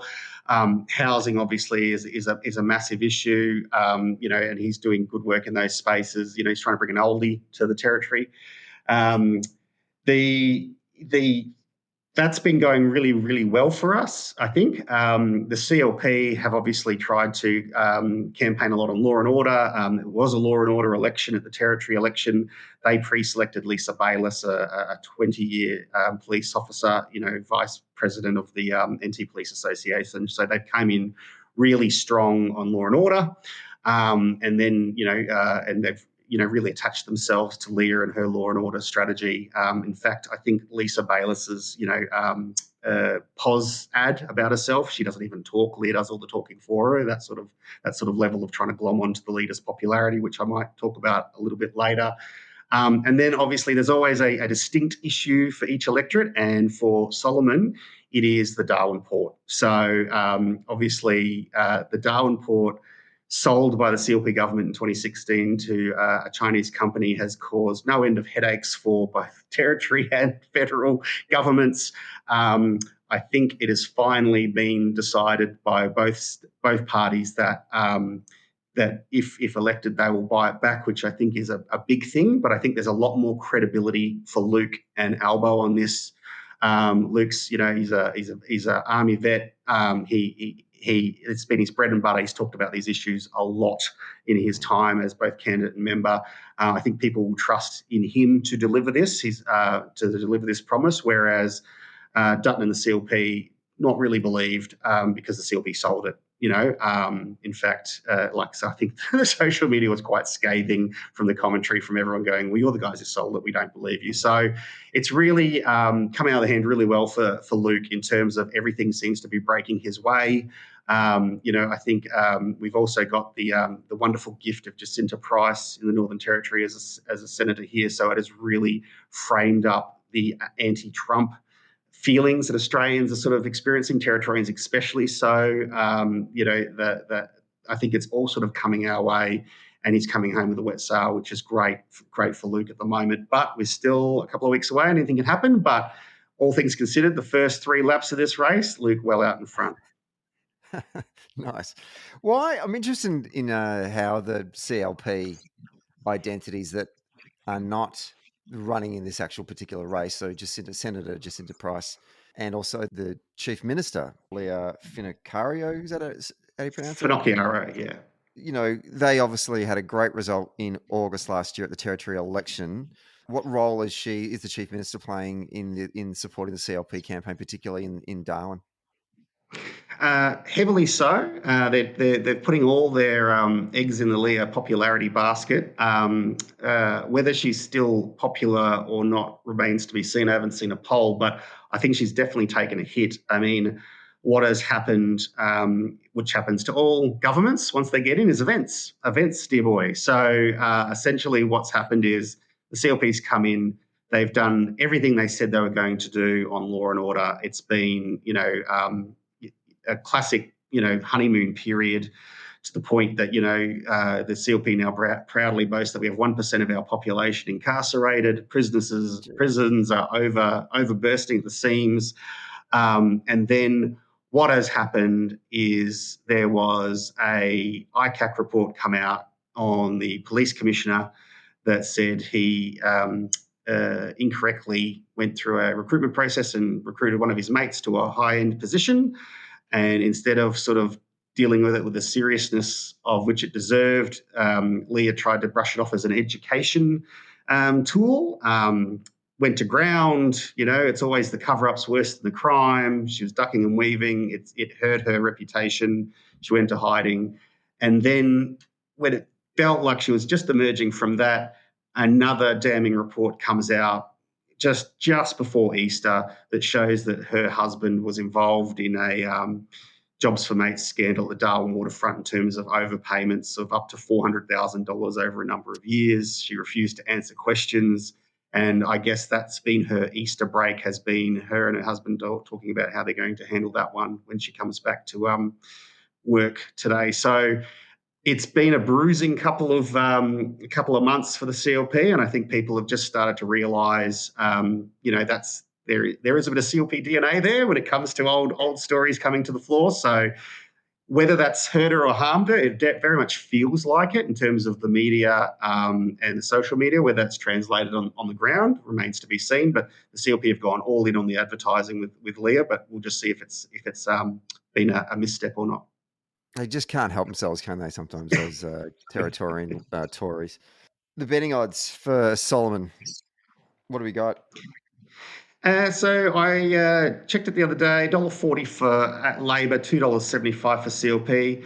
That feels about right for me. In fact, I thought it would be a lot closer than that. So it's definitely, I think people have recognised that Luke's done the hard yards in government and opposition up here in the Territory. And if he delivers on the port, it'll be a very big tick in his ledger for that one. So I feel like there will be a reduced margin just through the vagrancies of Palmerston sort of coming back into Solomon.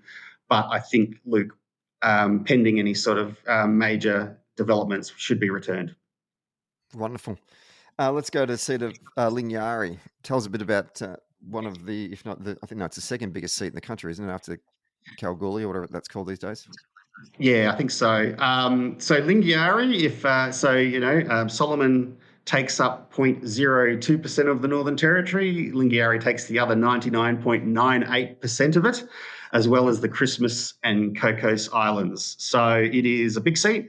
It's got a very large remote Aboriginal population, and it's got some regional towns that sort of are very heavily conservative, but these mobile polls, these remote Aboriginal communities are very big for Labor. In fact, I think Jacinta Price, who was the voice against the voice, was campaigning out there, but 16 of the 17 mobile polling booths delivered a yes to the voice vote result. And they very much see Jacinta as the antithesis to their sort of their rights. So it's a very interesting election in terms of issues like it's not about cost of living and in a general sense, it's really about Aboriginal disadvantage and these really remote areas around the place, and obviously where they would have some similarities are those remote town access issues that we see in these remote towns across Australia for Alice Springs, Katherine, Tennant Creek, etc. But these remote communities are just dealing with completely different issues that you and I would ever sort of think about. So Labor's always been big on closing the gap, which is the federal initiative, lots of funding. I know the federal government's been fantastic in matching funding with the territory government on housing initiatives to reduce overcrowding, which leads to all sorts of benefits when you don't have 30 people living in a house. Kids get to sleep 8 hours a night, they get to go to school, et cetera, et cetera. So there's lots of big things happening in terms of housing. All sorts of other health clinics. I think there's going to be a lot of Medicare bulk billing clinics out in communities, which will be fantastic. So it's big. It's the right. Labor is always on the right side of history on this stuff in terms of doing the right things for these communities. But unfortunately, it's not sort of just do the work on the policy and it'll pay for itself. It's all about mobile polling and turnout. Aboriginal voting is reducing almost every year in remote areas. The turnout's getting lower and lower. I think we just had a local government election out at Groote Island a couple of months ago, 10% turnout, like to elect its first ever government. Like if that can't energise the local people, that'll be the challenge for Marion Scrimgeour and the team, is to get Aboriginal people to the polls. Marion Scrimgeour, our incumbent, she's been in since 2022. She took over from Warren Snowden, the old father of the house, who'd been around for a very long time in federal politics. He handed over to Marion quite well. Marion's got a previous history as a local territory politician. I think she rose to the ranks of Deputy Chief Minister, been a minister for a long time, very, head of the NLC after her time in territory politics, great operator, Tiwi Islander, but moved to Alice Springs for the seat of Lingiari. With that tie margin, 1.7, but up from just under a tick under 1% after the redistribution. We're hoping it may be a bit of a sophomore swing for her as well, because this is her first time running as an incumbent. That's right. So where we would need, so there's two things that at play. Obviously, hopefully, there's an incumbent sophomore surge that Marion can see in those regional towns where turnout is, closer to 70 to 80%. And that she has a very good machine behind her in mobile polling. And as I mentioned, in the territory election preview, mobile polling is literally in a car or a plane or a boat or whatever it is that you need to get to the booth before the Electoral Commission does to make sure that your people are ready to vote, that they know how to vote, and they will be doing that vote on the day. They're not open. Sometimes they're not open all day. They're only open for half an hour. So I think there's all sorts of there's all sorts of like logistical issues that come up that you need to sort out with mobile polling, and all sorts of things can ruin a best laid plan. Cyclone, flat tire, dust storm, cow on the road. So it really is just an amazing sort of ability that if you can ever have a chance to go mobile polling for the Labor faithful out there, if you ever want to spend 2 weeks in an amazing experience, like I would always recommend volunteering for a Lingiari booth election campaign. How are you feeling about our operation then on the ground going into this campaign, if that's such an important part? Our operations are good. Thankfully, the CLPs is non-existent. I'm worried that ours is ageing. We've got some real legends of the party who have done it for 30, 40 years, who are sort of really getting up there in age now, and we really need to find that next generation to come through. There are some good people coming through, but shout out to the great Kerry Gardner. He's done it for a very long time, and there's others like him that do this sort of stuff without ever being asked, but they're just getting up there in age now. So we just got to make sure that we can hand over. So hopefully Marion and the team have done that. I've always sort of maintained if you find a magic 10 grand, just pop into the campaign one day through Central or a generous donor. Fund a bus. Don't fund an ad. Get a bus. Get a driver. And get those mobile pollings going. The betting odds, $1.70 for the party, for Labor Party, $2.10 for the CLP. How are you feeling about making a prediction for us and Marion in Lingiari? Yeah, it's tight. I mean, all things being equal, Marion should hold on. But I am really worried about just the ability of what will happen on the day. I think voting starts today. Mobile polling would start today, perhaps. All it takes is one. It just takes one thing outside of our control to sort of really throw a spanner in the works. And it really does matter who you have on those booths, like language speakers, people who have been known to the community, who are trusted in the community. That's what's going to shape 1-2%. That really is going to make differences in those larger communities and scooping up those smaller votes. So if the machine works, if everything delivers, Marion should hold on. I think she's done the work in those regional towns that they respect her straight-talking ways, that they will hopefully reward a couple of voters out there who think that do swing. So in the middle there, they might go back to the incumbent. I think Lisa Siebert, the CLP candidate, is a bit of a non-entity, another copper, but just profile not that high. High-profile Greens candidate, Blair McFarlane, Australian of the Year. So hopefully that will scoop up a lot of preferences in Alice Springs from the left and deliver it to Labor as well and protect Marion's flank there. So really, all things being considered, she should win, but there's just so many obstacles over the next couple of weeks that we've got to overcome that hopefully we can. If you ever need a reminder how big and diverse this country is, in particular our electorates, then taking a snapshot into the seat of Lingiari is a great example of that. Ryan, we do appreciate your time on the show today, and hopefully we get 2 wins in the NT on election night. I think we will. Let's do it. Good man.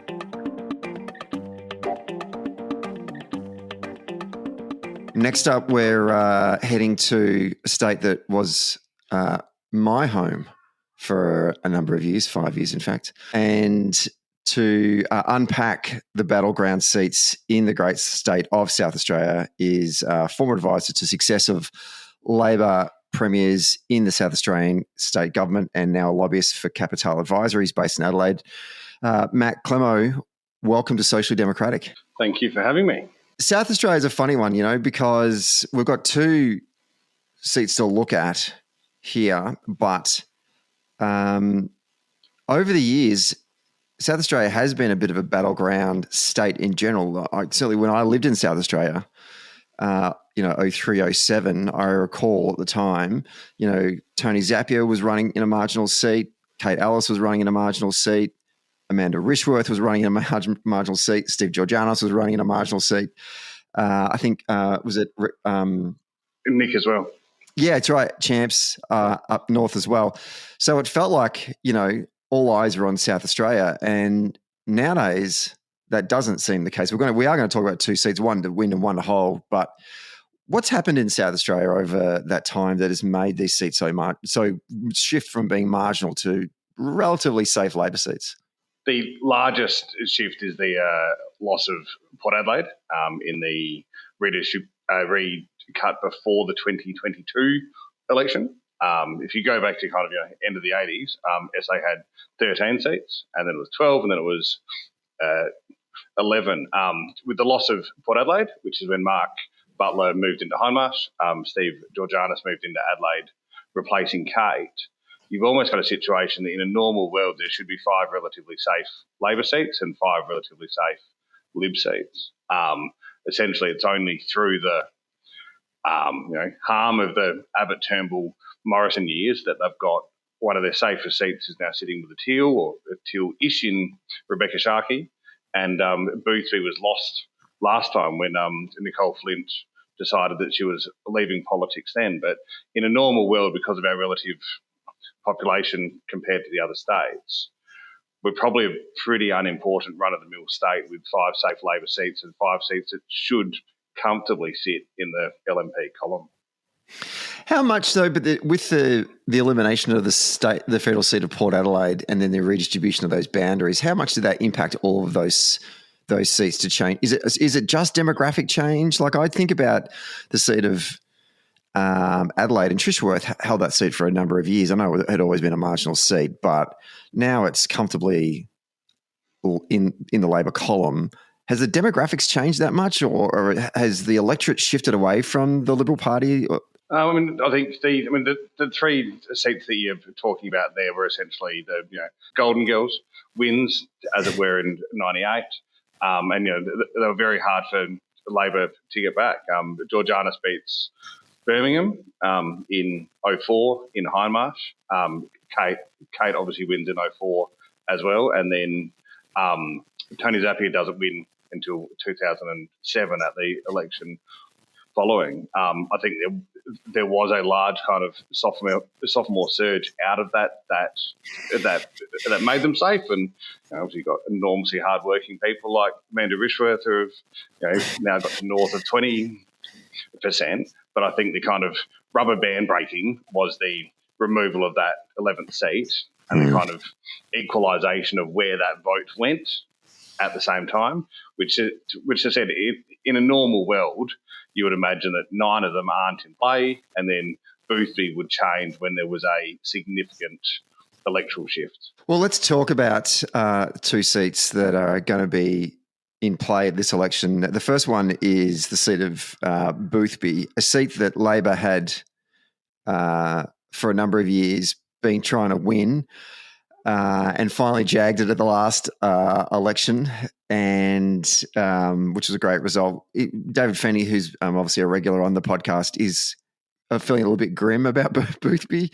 So I'm super interested to find out your thoughts as someone on the ground. Let's talk about Boothby to start with. Give us a bit of an overview of incumbent and the margin, and talk a little bit about the demographics of the seat of Boothby. As long as I've been involved in campaigning, Boothby was the next one that we might be able to get. I was first involved in 2004. Dr. Andrew Southcott was there. I think he was elected in 96, might have been 98. And it was that one next seat for Labor to kind of reach. It was kind of the white tiger that was almost there, and I think we got within 2% a couple of times.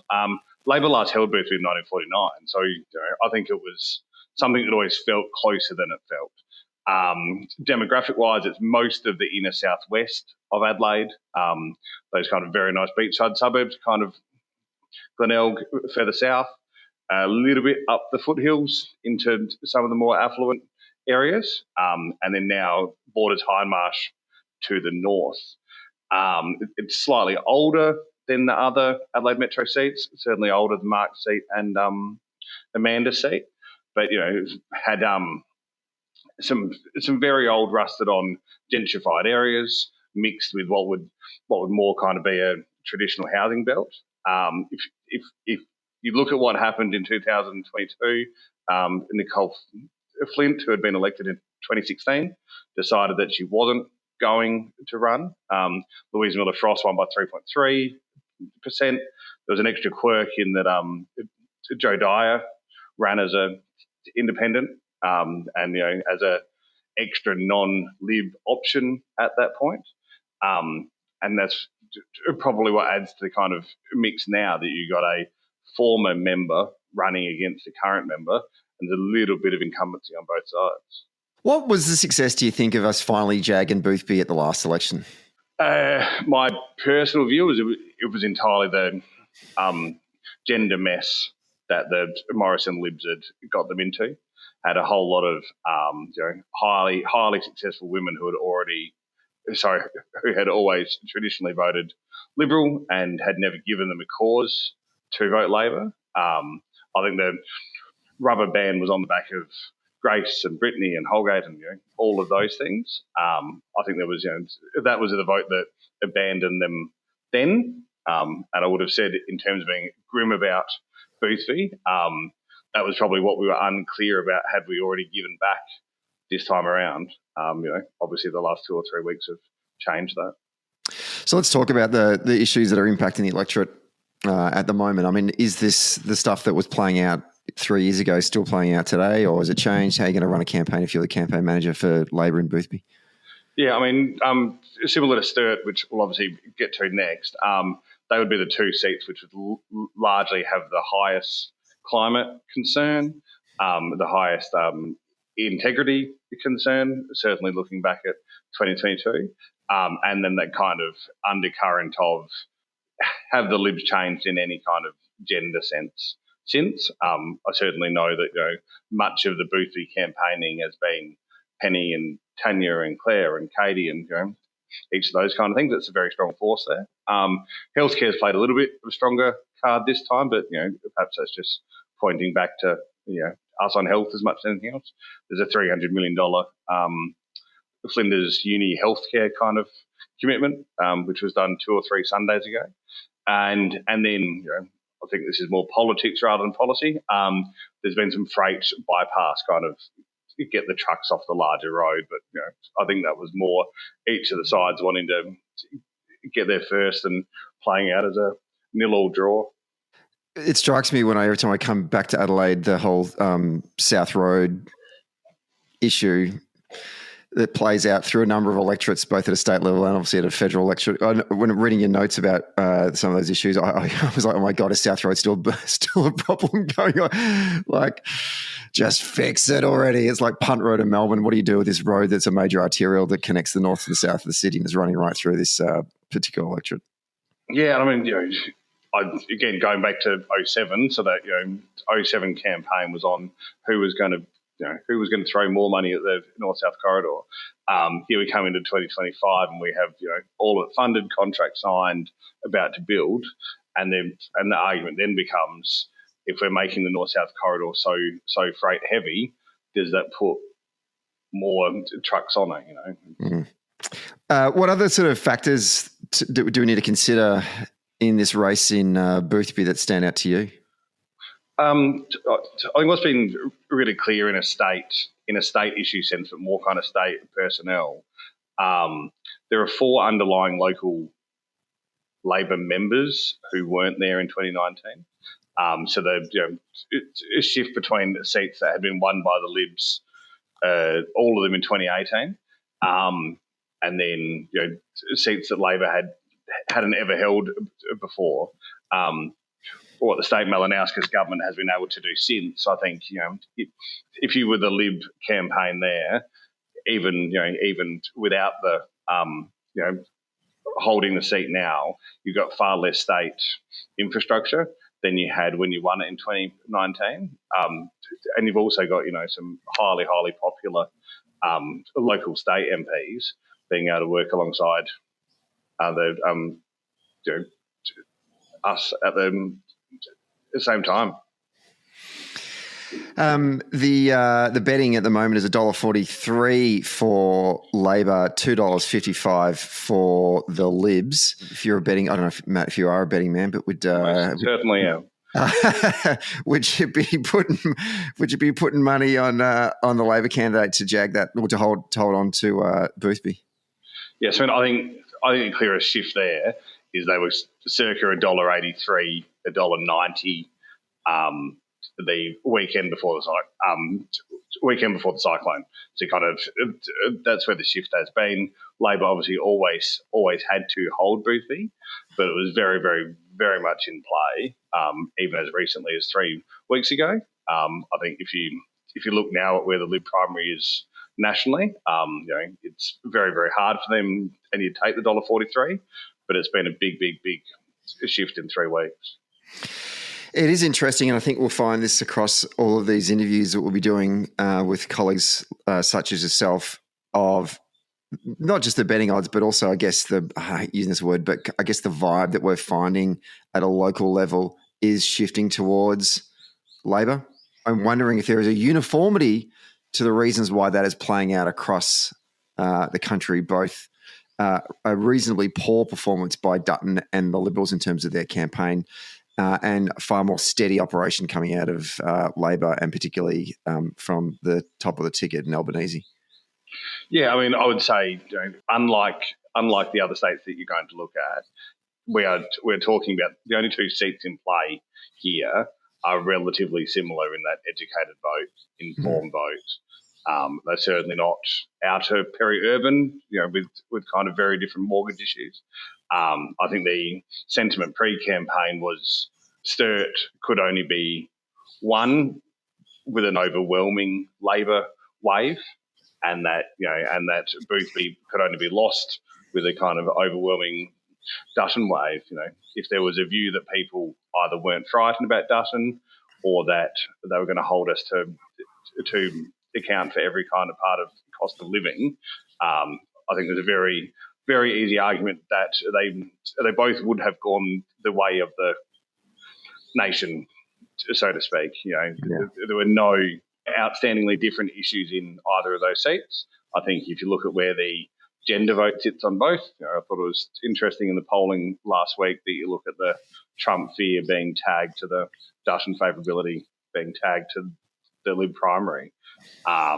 These are seats with people who, like us all, wake up in the morning and scroll through Twitter and see what madness has happened overnight, and don't necessarily feel any comfort that the LNP isn't a little bit too close to that. Yeah. Well, let's go to Sturt, a seat that was Chris Pine's for a number of years, and certainly when I was living in Adelaide, we had a reasonable crack at it, but I think deep down we never knew we were ever going to jag it whilst Pine was in as the incumbent. Tell us a bit about Sturt for the outsiders. Yeah, I think Sturt was always kind of the hope, like it was, trying to target Pine and being that kind of inner east. So, so for those who aren't from here, Sturt is all of Adelaide's most affluent area. So it is the, quintessentially leafy eastern suburbs, 1,000 square metre blocks, highest income in the state by a fair margin. It's what would have been referred to in those, 04, 07 elections as kind of being the doctors' wives that were a bit upset about climate, etc. The northern part of the seat is probably the only outlier, and that's one of Adelaide's most multicultural areas. You've got all the old Italian migration compared to the kind of Greek migration in the inner west, and a whole lot of post-World War II settlements. So all of that northern part of the seat has a whole lot of multicultural areas and community centres, and local events as far as you can see. I saw there was literally a campaign announcement last week on the Prime Ministerial letterhead for like $90,000 for an Italian nonna's kitchen in the most northern part of the seat. So that is a huge part of the vote. For the rest of the seat, it's largely the kind of things that we spoke about in Boothby, which was there was 16% Green vote last time when James Stephens just held on. There's an independent running this time, but again, if you went in order of what are the LNP's largest issues there, it is integrity, climate, and then probably still a little bit of gender. So Claire Clutterham, is that right? Did I spell her name right? Yep. It's tempting to win the seat from the Liberal backbencher James Stephens, a 0.5% margin in Sturt. Let's unpack some of those issues that you think that are going to play out in this. I mean, you've touched on some of them, but is there anything else in there that you wanted to sort of name in terms of Sturt that could hold the balance in this result? Yeah, I think what's probably been most interesting optically is how large a part that the Premier's played during the campaign. Campaign launch, door knocking a whole lot of local events. This is an area where state Labor won a by-election from government for the first time in SA political history when they won the by-election of Dunstan after former Premier Stephen Marshall left. Gather Round, so the Norwood Games were there last week, and you had the Premier in the crowd at all of them. Conversely, you've got a SA Lib brand, which has probably never been worse, which is saying something for the SA Lib brand. Yes, it is. James Stevens, who is the Fed MP, was the architect of the Marshall win in 2018, was Premier Marshall's chief staff, highly involved in a party sense, and perhaps is tagged with that state brand a little bit more than he would like to. So I think so much of the campaign out there has been almost as overt as Claire will be part of Peter's team, as much as she's a part of the federal Labor team. That seems to have been working, and people are certainly very, very buoyed by the kind of response that has been getting. But I think, if we had been here, again, everything is pre-cyclone weekend and post-cyclone weekend, isn't it? If we had been there when we were there, it was going to have to be a extraordinary local vote to overturn what would have been a national primary that had us both sitting on 68 seats each, kind of thing.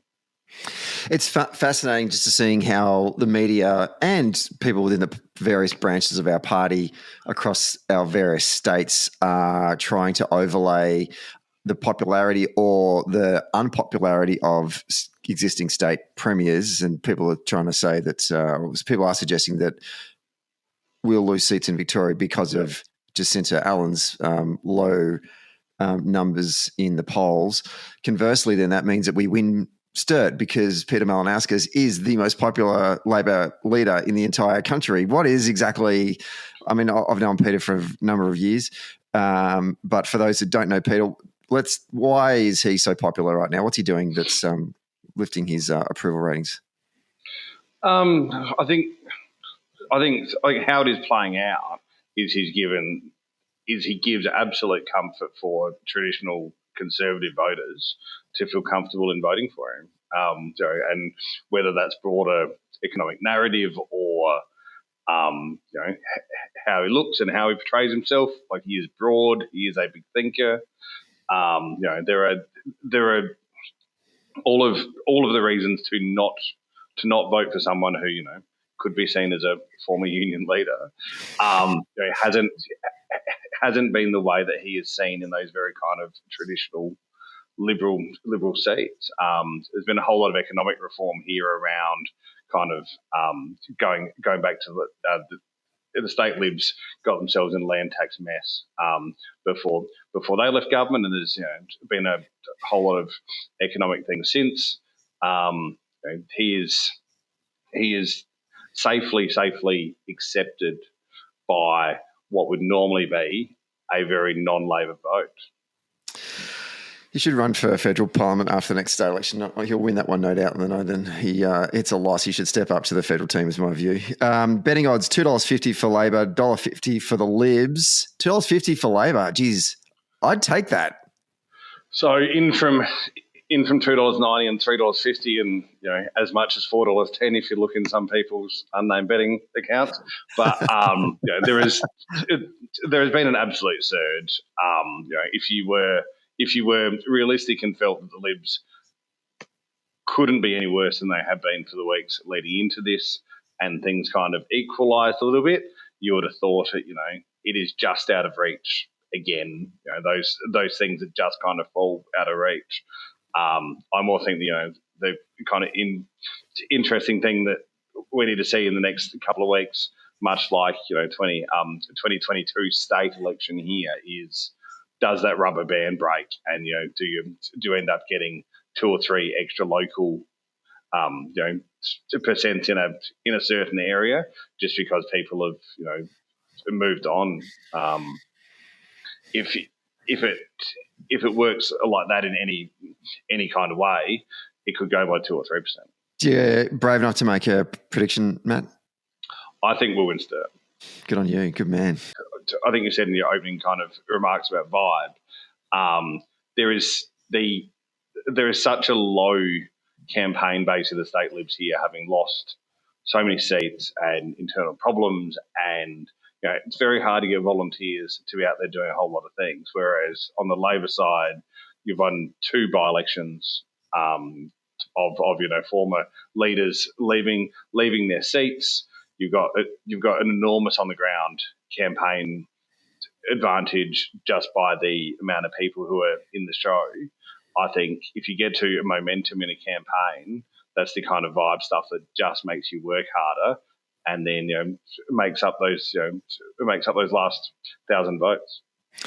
Well, there you go, folks. You've heard it here from our man on the ground in South Australia. Boothby, Labor retain, and Sturt, a Labor gain. So let's add one extra to our column in the Labor seats. Fantastic. Matt, thank you so much for your time on the show today. Great to see you've got the memo and said to wear a rugby jumper today like me. Really appreciate that. The mighty Redbacks. The Mighty Redbacks. Go Mighty Redbacks. We'll look for hopefully your sage advice on election night. Come home. Thank you so much. Cheers. Let's go on a very, very long flight to the western side of our huge continent, to Western Australia, a land of hope and opportunity and lots of things to dig up and make lots of money, and also a land where there's a lot of Labor MPs, both state and federal, which is a wonderful thing.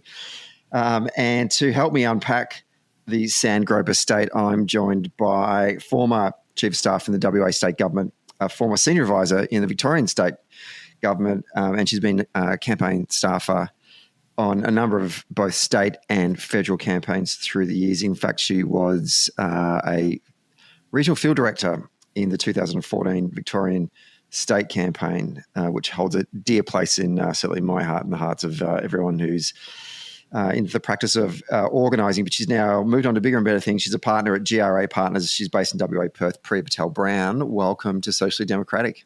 Thanks for having me, Stephen. Yeah, you're my old boss technically, so I always have to come back and help out.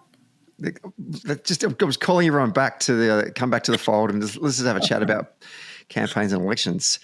So I was over in your beautiful state for the state election in my just ticking off another state in my campaign tourism expedition. Good things happening in the West for Labor.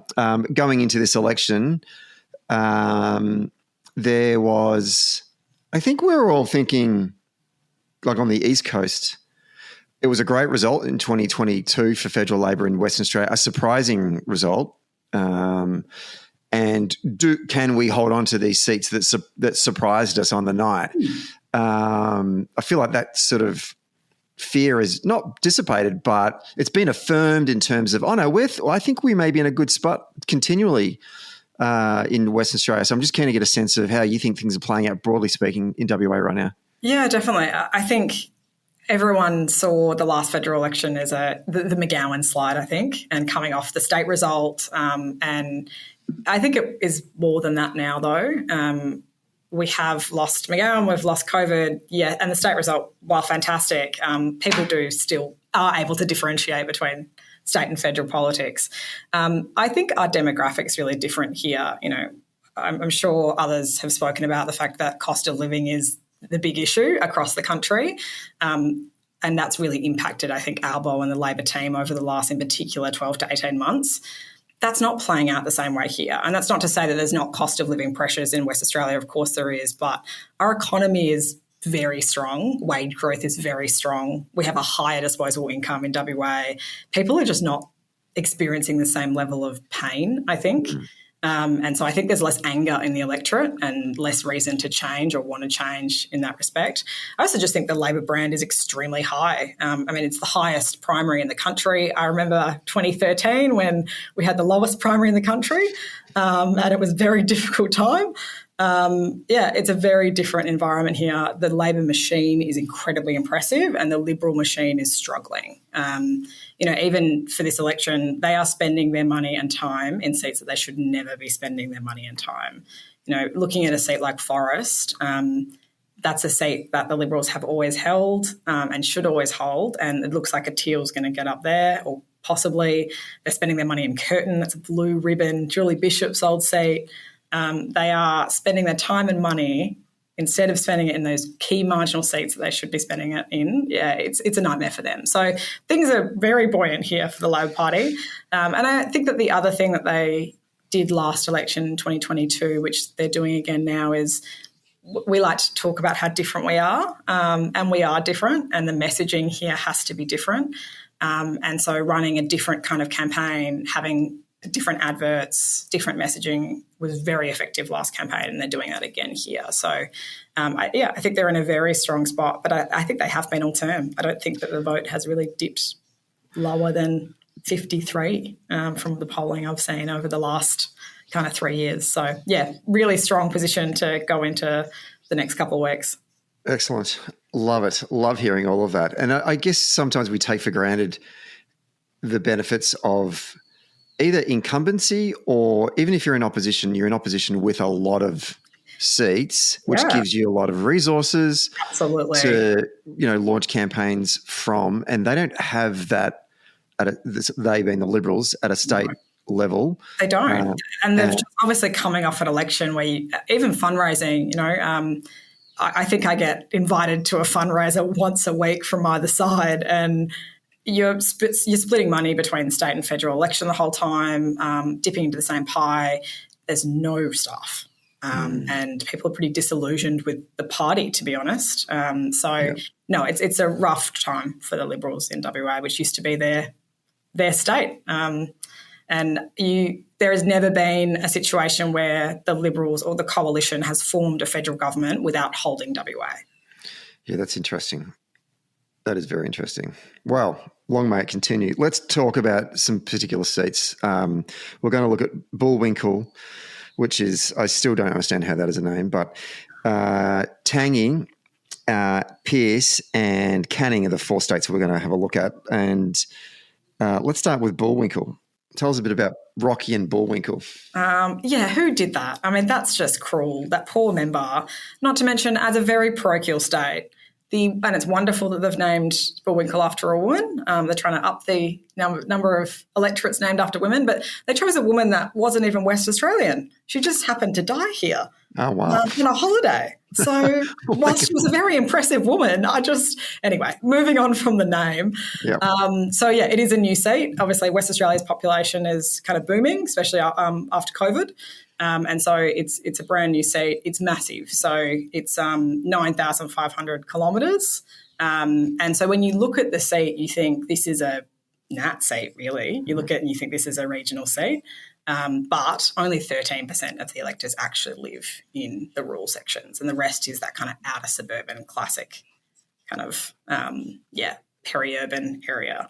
It is an interesting seat because it's a proper 3-way contest. So Mia Davies, who is the old opposition leader, the Nats obviously at one stage was the opposition in West Australia for a time, she is running for the National Party. Matt Moran, who's the Liberal candidate, he's an ex-journo, ex-Malcolm Turnbull press sec.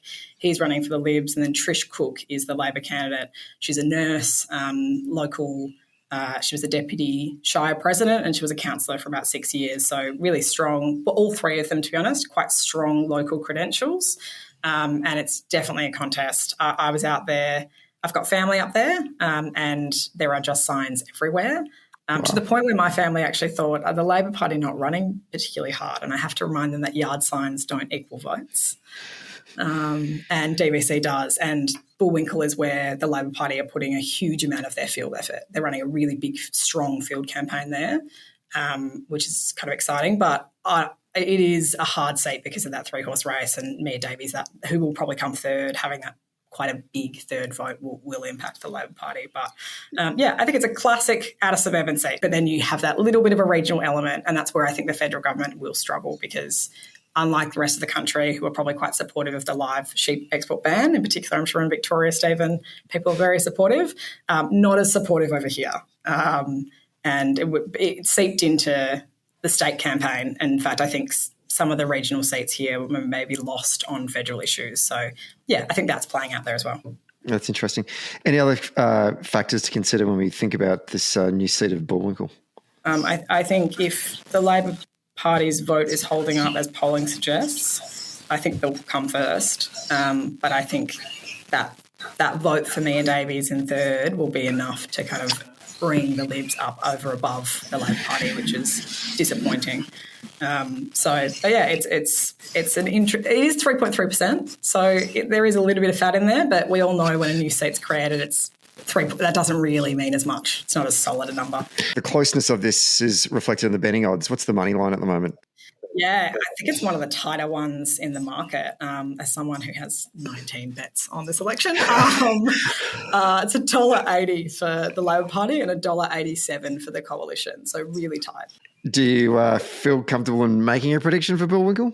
Yeah, I think the Libs are going to get it, actually, because of that 3-horse race. If the Nat candidate wasn't as strong in Mia Davies, I think that the Labor Party has a better shot. At the same time, obviously, I'd be very happy if Trish Cook gets up. She's a wonderful candidate. But, yeah, I think I'm going to go Lib. And I will say if the Labor Party wins that seat, we are winning majority government. That is Dunn cannot win if he is not winning that seat. And it's going to be a very big night for the Labor Party if we win that seat. Nice one. Let's go to the electorate of Tangney. And I do want to say something here. So 3 years ago, we did this particular podcast, and I actually forgotten how long it was. I went last night and checked the episode. The last one went for 2.5 hours. So Grace, the producer, has got some work on her hands to try. God, poor woman. I know. It was long. But it was it was one of the most popular episodes. Anyway, the reason why I'm telling you that is because your Western Australian counterpart that did it 3 years ago was Linda Chisolm, right? Good friend of the pod. And she went through all the Battleground seats that we thought was the contest. Yes. And then she said, look, if we've got a bit of time, can I also talk about a bunch of other seats that I personally think we're in for a serious shot? Tangney was one, Pearce was one, and in the end, because the pod was so long, we cut that because I was like, we're just going to have to let that go. Yeah. And I feel so bad about that because, vindicated. Yeah, I know. Everyone's got opinions after we win. No one has the courage. And that's why I respect everyone that comes on this show to come on and actually make some predictions before the result is because there's courage on a fire. And for Linda to go out and make the predictions that were right on the night. She normally is on the money, that woman. So indeed. Anyway, so there you go, Linda. I'm sorry for doing that. But now, guess what? We're now going to talk about the seat of Tangney, which is a Labor seat. And I don't think one of the reasons Linda probably was feeling good about it then was the state result. And I think I'm going to say the same thing this time around. So it's a 2.8% margin. It has gone up with the redistribution. Sam Lim is the sitting member, the happiest man in Parliament. If anyone has any time, you need to Google his parliamentary picture because I've never seen a man smile that big and being a member of Parliament. The old dolphin trainer, Sam. So he is the local member. It is a really interesting electorate for the Labor Party to hold. It's mostly kind of affluent, traditional blue ribbon. You drive around there and you see the mansions on the river and you think this is not a Labor seat. But it is. And the state result, so there are 6 seats within that electorate, 6 state seats, and there are 4 in there that should have just naturally swung back to the Libs after the last election, state-wise. I don't know if we were even running a proper full target seat in a couple of them, and we kept all of them at the state election. Which is obviously very helpful for Sam and the federal campaign and having the resources of those kind of campaigns, those state campaigns helping him out. It's a very multicultural seat, kind of I think one of the highest Chinese voters in the state and a huge Malay and Indian demographic as well. So Sam works those cultural communities really hard, and unlike we talk about what MPs have a personal brand and what don't, and Sam's name actually comes up in focus groups. So when the Labor Party is testing into this seat, his name comes up, which is massive. In terms of issues, there is kind of a bit of a mortgage belt, and so I think that there is some kind of mortgage stress going on there. It is also, as I said, a really high multicultural community and an ageing community at that. So I think health has come up as an issue on the doors there. And then you've got that wealthy kind of blue ribbon. And I think for them it's about stability. In particular, kind of the export market. You've got a lot of the miners around there, the executives, and what's going on in the foreign affairs space will be important to them. And I think Albo's played better to that, to be honest, than Dunn has. So, they're the kind of issues coming up.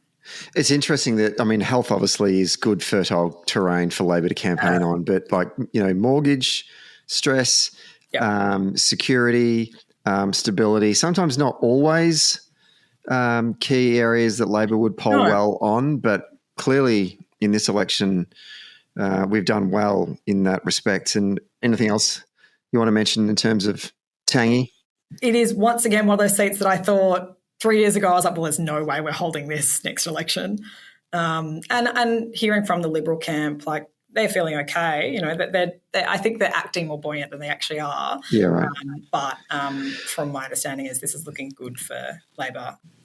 It always frustrated me, and I've spoken about this on the show before, it always frustrated me the orthodox position from us, from a Labor campaign, when we used to win seats that historically we didn't feel like it was our right to win, that we would naturally just think, we'll lose that at the next election. I agree. And when we buck that trend, and it's happening more and more now, like the eastern suburbs of Melbourne, both at a state and a federal level, and here in the west at a state level, to your point before, and now hopefully again at a federal level, it does prove that. One thing, and as I've said before, this is the point I make, the Republican Party in the United States are very good at taking turf and holding it.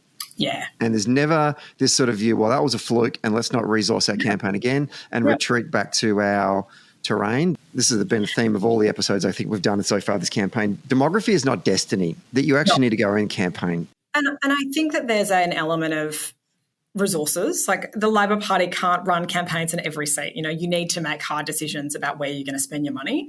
But at the same time, it then goes back to what work have you done for the 4 years? And I think that's where the Liberal Party here have really struggled. And as you said, it's resources, but I also just think that, to be honest, I think they've been a bit lazy here. I think that they haven't shown a hunger and a drive to be back in government on a state or federal level in West Australia. And so they just haven't done the work, and that's coming out now. And I think where someone like Sam Liam has spent 4 years door knocking and speaking to the community and building those relationships, of course you can hold that seat then. Yes, sometimes a big swing is a big swing and it's nationwide and there's not much you can do about it. But, I agree. I think there are some of these seats that we should not just be happy to let drop off. Yeah, and it looks like the betting market agrees with you as well. What's the odds? And that's really shifted. So I got this at Labor at $2.60. It's now down to $1.41, and the Liberals are up at $2.62. So, and these odds have shortened significantly in the last couple of weeks. And good on you, Prue, for admitting you're laying down bets, because everyone else have been asking this are all pretending that they're not. I don't bet on anything else, but I love political betting. I think it's fun and a little punt now and then. There's nothing wrong with it. You're not working there anymore. You can do what you like, Exactly. And also, even if you are, like, I can't change the results. Like, no, it's not really inside betting in that respect. But no, I definitely love a bit of. And obviously, gamble responsibly. Gamble responsibly. I've got enough vices. I don't need this one to add to my list. This is my only one, all right? Sure. Yeah, okay. Fair play. I'll give you that one. So prediction for Tangney. Yeah, I think the Dolphin trainer is going to retain, and I think that's going to be a huge blow to the Libs mentally as well into the future. But for their chances, they cannot win government without winning Tangney. Wonderful. Let's go north to Pearce. Yeah, an interesting seat for us to chat about. I think given we've just spoken about how high the Labor's primary and 2PP is here, to talk about an 8.8% seat's a bit strange. But there are some other factors here that I think is worth kind of talking about. So the incumbent Labor MP is Tracy Roberts. She was a local mayor, very big brand recognition for her, and she took that seat off the Liberals. It was the first time the Labor Party's ever held that seat. There were a few factors there, though. That was Christian Porter's seat, and obviously a lot going on in terms of how people felt about Christian Porter. And I know last election, like, women's issues and how the women felt about the Liberal Party came up all the time nationally, but I think in particular in WA and in particular in that seat. So I do think there's a little bit of inflation there. The other factor to consider, and the state seats here, they are all Labor state seats, but they had some of the biggest swings in the state election. So there were 4 kind of state seats, and they had in the teens swings. I think some of that was just natural attrition. As much as we just said we shouldn't say that. But swings against the state Labor government. Yeah. Up to 15 to 18%. On primary or two-party preferred? Bit of both, yeah. So, some significant movement against, and we're talking about big margins, right? 60 to 70% seats, but still, that's big, and that was different to anywhere else in the state. So I think that's interesting, and whether or not some of that will play out federally. I think the other factor to consider is Tracy, who's a very strong local member. She was diagnosed with muscular atrophy a number of months ago now. So that's a degenerative terminal illness.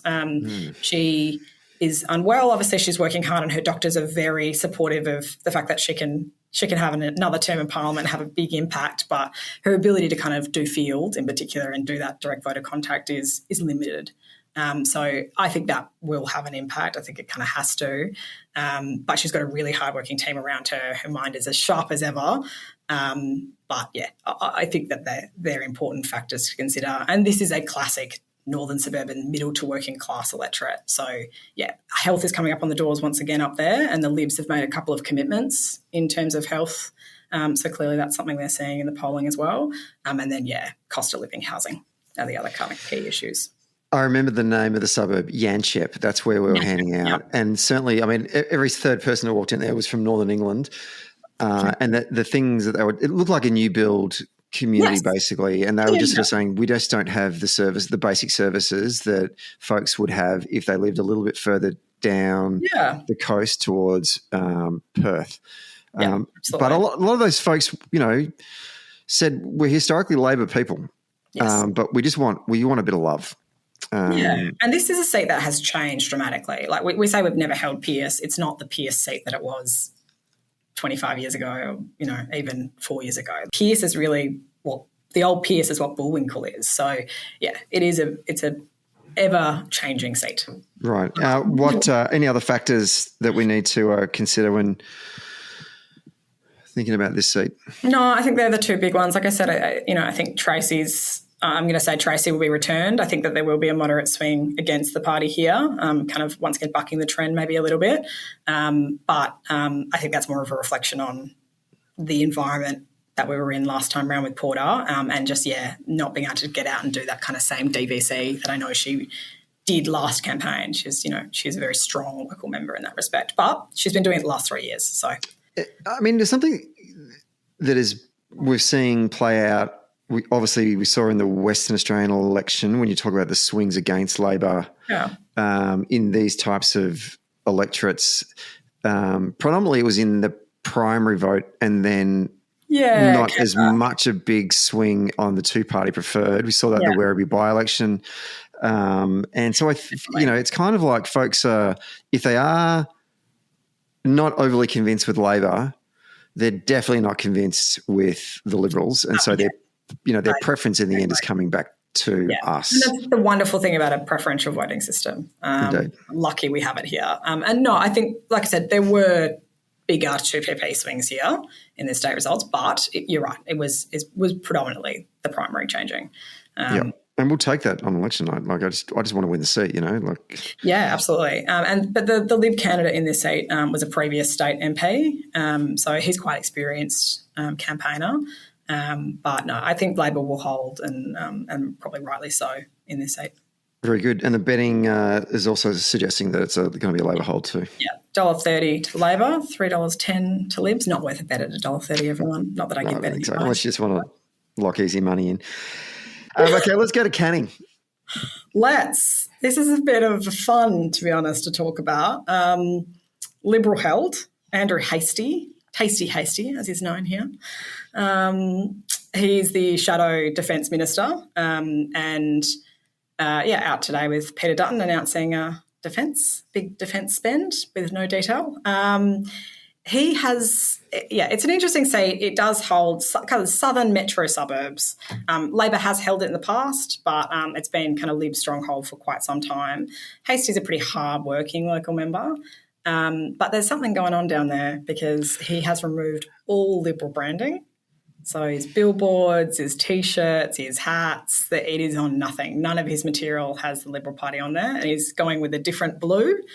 From my understanding from the Labor Party as well, the Labor candidate is door-knocking a lot, and he is one of the better ones in the state. So I think he's out there enjoying himself. He's a ex-state prosecutor, so there is a bit of a crime factor down there, people talking about it. I think that's helpful in that respect. But yeah, it's an interesting one. It's 1.1%, so it is tight. It got redistributed back down. And, my understanding from a few old colleagues is that the Prime Minister in about an hour is going down to pre-poll down in Canning while he's here in town. So luckily this is obviously coming out, Stephen, after the Prime Minister's been down there, so I'm not share any state secrets. But, and I think that just goes to show either that it's kind of slightly in play. We're not going to waste the Prime Minister's time, but at least we're happy that the Liberals are piling money into a seat that, once again, they should not be piling money into. Look, a couple of things. Yes, Mr. Hastie got nominated for the Teal Trophy Award this week on the regular show for jettisoning the Liberal Party logo on all of his materials, which in the end is so stupid because it just, first of all, no matter how bad your party is, the Liberal brand is still going to give you 25% of the vote. Of course it is. Are you going to ask for the words Liberal Party to be removed off of the ballot paper that's next to your name? Is that how much you don't want the Liberal Party to be associated? John Hyde did that, a local Labor member in Perth, and it was like the only time we've lost that seat. He went orange and, I completely agree. I think it's so stupid. Ridiculous. I think the Liberal Party right now is very fractured, and I think he is part of a lot of the posturing going on right now internally, which is why you also haven't seen him next to Dutton much during this campaign. No, and I love the fact that the Prime Minister's come out that he's going to be coming out to pre-poll. Oh, and fantastic. Give that a bit of a stroll, get in their heads, move the furniture around a little bit, take it for a spin. And also, you know what? Talk to some real voters down there. I think, we're talking about the southern suburbs of WA. I think good for the Prime Minister to be down there. Yeah, absolutely. Betting odds. What do we got for Canning? Canning, it'd be, I think I've just written in my spreadsheet wrong, actually. I think that's the other way around. I think it's $3.30 for Labor and $1.20 for... Yeah, I saw that. I was like... Totally wrong. But having said that, they $3.30 for Labor. I know, Stephen. I know. Get on that. I know. It's 1.1%. Look, don't get me wrong. I think that Hastie should keep the seat. He has worked hard. He's got a good brand recognition, and Labor has to increase their vote share in WA from the last election to pick that up, and that's challenging. We're coming off a high watermark, but 1.1%, $3.30. Cool. I mean, the conversation we've all been having for the last 6 months is, Labor's margin is super, super tight in the House of Representatives, where if we are to lose seats, where do we pick up seats? Yeah. This is one of the smokies. Yeah, absolutely. And it's interesting. We're a one-paper town. Obviously, the West rules the roost over here. Andrew Hastie does not have a strong relationship with the West. He was part of the SAS group that kind of came out against Ben Roberts-Smith, who was obviously funded by Kerry Stokes. So the West aren't particularly favourable towards him, which doesn't help him, to be honest. I don't know. There's something happening there. Radio. Well, he keeps it, but it's fun to watch, and people should tune into that one. I feel like I should say to you, like I didn't do with Lender. Is there any others that you think that we might win that you'd want to throw on the table? No others that I think we might win. I think I mentioned Forest as an interesting one. The Libs might lose to the Teals. Something is definitely going on down there, and I know the Libs are worried. I think Curtin obviously is the other interesting one. Kate Chaney versus Tom White. I went to uni with Tom. He's a very strong candidate for the Libs. He's working very, very hard. And Kate Chaney kind of had the lowest primary of any of the Teals coming in.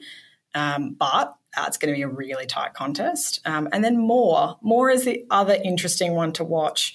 It's one of those ones that, we were talking before about where the party puts their resources, and you can't put resources everywhere. Moore's one of those ones that I think a few people were like, oh, if we had have just run a proper campaign in Moore last time, we could have knocked good enough off. He is no longer the Liberal candidate. He's running as an independent. And I think there's also a fourth candidate down there. So it's a 4-horse race. That's going to be also some fun to watch. And you never know when there's 4 candidates in with halfway decent primaries, anything can happen. So that's the only other dark horse I'd say is Moore. Priya Patel-Brand, thank you so much for coming on the show today. Great to see you again, and good luck with Election Day. Thanks, mate. Thanks for having me.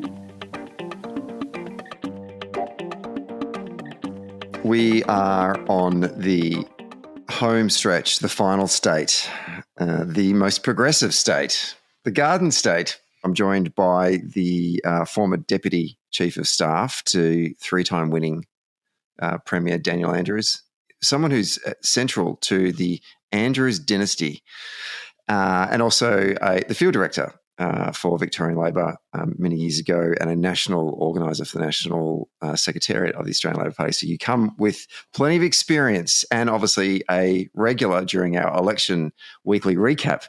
What an introduction, Jessie McCrone. Welcome back to Socially Democratic. Thank you for having me, Stephen. So let's do Victoria. Let's give us a bit of a broad contextual overview of Victoria in 2025 heading into this particular poll, because unlike in previous years, we haven't had a lot of target seats, and certainly from my experience as a party official for just under a decade, what I define as a marginal seat is when we allocate field resources to it. That's when you're serious because you're actually putting money behind it. We would probably at the start of the campaign begin with like 6 seats, but did we really need to have, we're kind of like, let's just do this to make sure things are going to be okay. And a couple of offensive ones as well, right?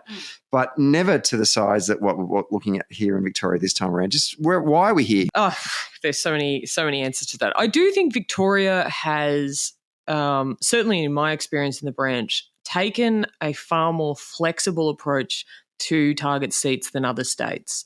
I feel like particularly South Australia has a very pick and stick. I know there are fewer just actual seats there, but they say these are the target seats. They set them 12 months out and they put all of their effort in. Victoria has a very, if we're being generous, agile approach to target seats, and that's not just at a federal level, at a state level as well. The target seat list changes all the time. And it is really challenging to make sure that you're putting the resources into the places you want it. People are getting upset when they're coming off. People are getting upset when they're being putting on. And it is a very challenging way for a campaigner to keep an eye on where we're keeping our resources. Having said that, I do think that the result of that sometimes is jagging seats that you wouldn't necessarily in other states, because we do look at the changing state of the race and go, there might be something in this. Let's double down on Ripon if you're looking at a state perspective, or Higgins in the case of the federal election last time. And this is where I'm tortured by, because when state secretaries say, Stephen, hey, can we just redirect volunteer capacity out of seat X and into seat Y? It's not as easy as me just clicking my fingers. No. And like, those old war movies where they've got the shuffleboard thing and they just move troops across the table, we'll put them over here now. It doesn't work like that. You've got to sit down and actually talk to those volunteers and talk to them about things are good in this seat. This is a good thing. Would you be interested in making persuasion calls into this other neighbouring seat and bringing them along with you? Because, our organising program is about enabling them to achieve shared purpose. It's about giving them agency over the campaign, not just treating them like cannon fodder. So that's not easy to do. But nonetheless, it is something that we've done in the past, and that means that we become agile and we get a little excited and we want to quickly move things around a bit. And I can be uncomfortable with that sometimes. Victoria has had some challenges in the last couple of years, I think, in terms of the Labor vote. The question is whether the national campaign has been able to manage that through a targeted approach to Victoria in terms of a specific strategy about winning voters here. Why don't we start with a seat of Chisolm? Tell us a bit about Chisolm. Right, Chisholm's in the southeast of Melbourne. It's undergone a fair, significant redistribution. It's now a 3.3% seat. The candidate is Karina Garland. She won in 2019 after famously there was some defection in the Liberal Party. And then we had Gladys Liu. And then Karina Garland won that seat in 2019. It's a predominant. It was a more Chinese seat before the redistribution. The reason we're talking about it with Menzies is because the area of Box Hill has moved into Menzies, thus making Menzies a notionally Labor seat, which makes it hard. A seat that keeps moving is a hard seat to win. Chisholm originally was actually sort of the seat of the eastern suburbs, and it slowly moved out. And subsequently, since then, it's sort of been bouncing up and down east and west. It's a difficult seat to be the member for and represent folks. Yeah, so it is a hard seat to hold. Karina Garland, I wouldn't call a high-profile candidate.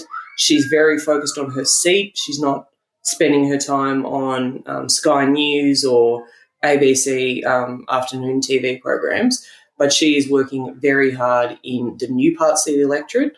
She has gained a fair bit of Higgins after that seat was abolished.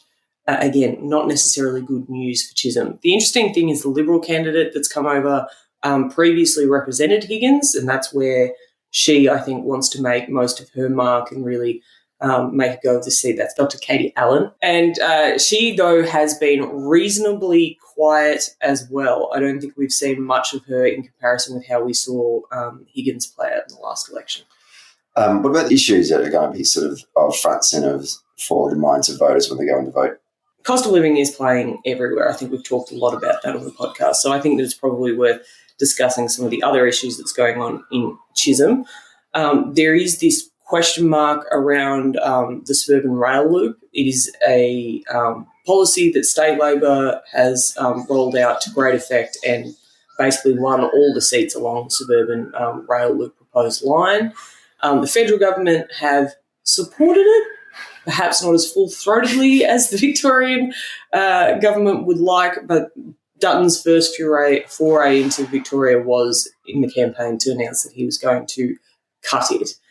Now, it seems insane to me to rip billions of dollars out of, I think there's 3 marginal seats that Libs need to win back along that trade line. So it will be interesting to see how that plays out. I suspect no matter what the result, journalists who do not like this project will say it had no impact or a great impact if the Libs win it. The question really is a bit of when you come to the Victorian Liberal Party, they are befuddled by this project. They're going to cut it. They're going to pause it. They're not going to cut it. And even looking at the way that the local Liberal candidates are avoiding this topic entirely. My understanding is Keith Wallahan is spending a lot of time talking about Doncaster Rail, partly not there's a corridor there to build it, but partly to demonstrate that he has a plan for any sort of rail infrastructure in the area. That's a train. and Katie Allen isn't talking about suburban rail loop and cutting it at all. But there aren't big end suburban rail loop posters sitting up in the southeast. Yeah. And as we know, people door knocking the area, getting the feedback, well, it's started. I can see it. It's down the road from me. It seems stupid to cut it now. I'm excited by it. It's in some ways it's our version of, this is showing my age here a bit, it's our version of the Grand Prix. When the Grand Prix first came to Melbourne, when Kennett brought the Grand Prix, Labor opposed it. And all of the highfalutin la-di-das that lived in Albert Park had their protest and were opposed to it because it was going to make the track, it was going to rip up the park and stuff. It actually did make the park a better facility to run around and do activities and whatnot. But Labor opposed it. Some elements of Labor still oppose it. I know. Everyone loved it. And when everyone loved it, you could see in our brains going, I don't want to say we now agree with it because we went so hard on opposing it. And all of a sudden we just sort of did like the Homer into the tree. We just sort of just just disappeared on the issue when we discovered actually it was very, very popular. And credit to us, we still held the seat of Albert Park through all of that. Yes, we did indeed. I'm sure it was a lot of angst for John Thwaites when he was saying that, but anyway. And Martin Foley after him. Yeah, indeed. But, okay, so, yes, Mount Rushmore to winning seats in the East, and then you sort of segued into another Mount Rushmore, which obviously is the Chinese community in Chisolm, and we'll talk a bit about Menzies in a moment. Yeah, so this is a community that I think Labor has done a much better job of engaging with, has certainly, even before 2007, but certainly Kevin Rudd sort of gave the whole focus on the Chinese community a shot in the arm when, he could speak Mandarin. Quite famously in a sweary video, I think demonstrated how frustrating he found some of the translations given to him. But it is a community that Victorian Labor has worked very hard to support and campaign to.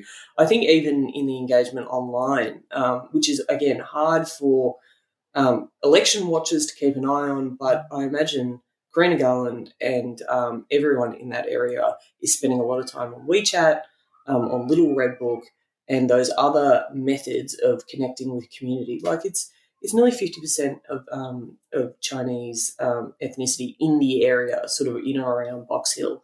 It's a big part of the community and one that you've got to spend a lot of time communicating with. Two more things I want to mention, notable mentions.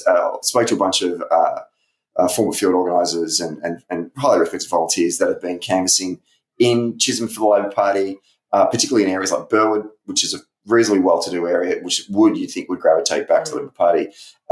Hate Dutton, love suburban rail loop, and feeling good about voting Labor in this election. So that gives me a lot of good vibes.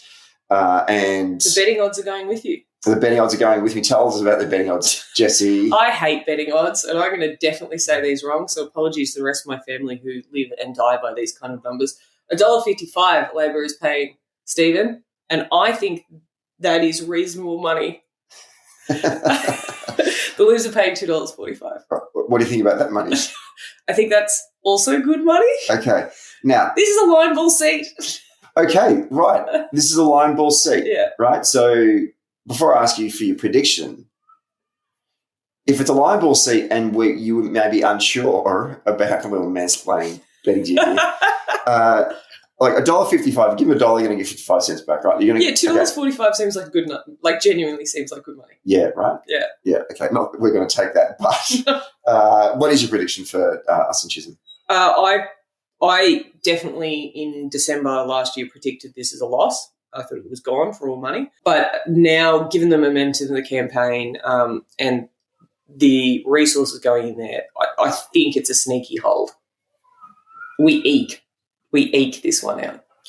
I'll take an eke. So let's just do a quick. No, I'm going to do Menzies quickly because it's a smoky. And the reason we're talking about it is essentially the redistribution, which has sent a significant portion of Box Hill into Menzies, thus making it a notional Labor seat, which I think I said it's 0.4 Labor, I think, 0.04. It's very, very tight. Yeah.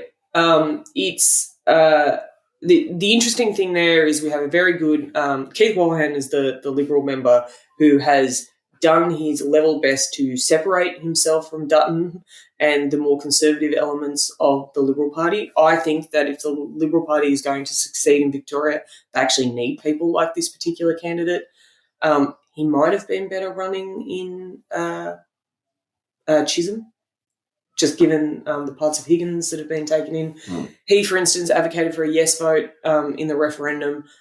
His seat did not vote yes. But Labor has put a very smart, a very capable, very good candidate in Gabriel. And he is certainly spending a lot more time talking about suburban rail loop than some of his Labor federal colleagues. We'll see how that plays out for him. Yeah, it's a seat that it's not a target seat. No, which I think it speaks volumes to how Labor, there's the party felt when they were cutting up their target seat list that Menzies was not a target seat, even though it was notionally a Labor seat. Like that, we'll talk about Aston in a minute, but like we also cut it, and it was a Labor seat. Yeah.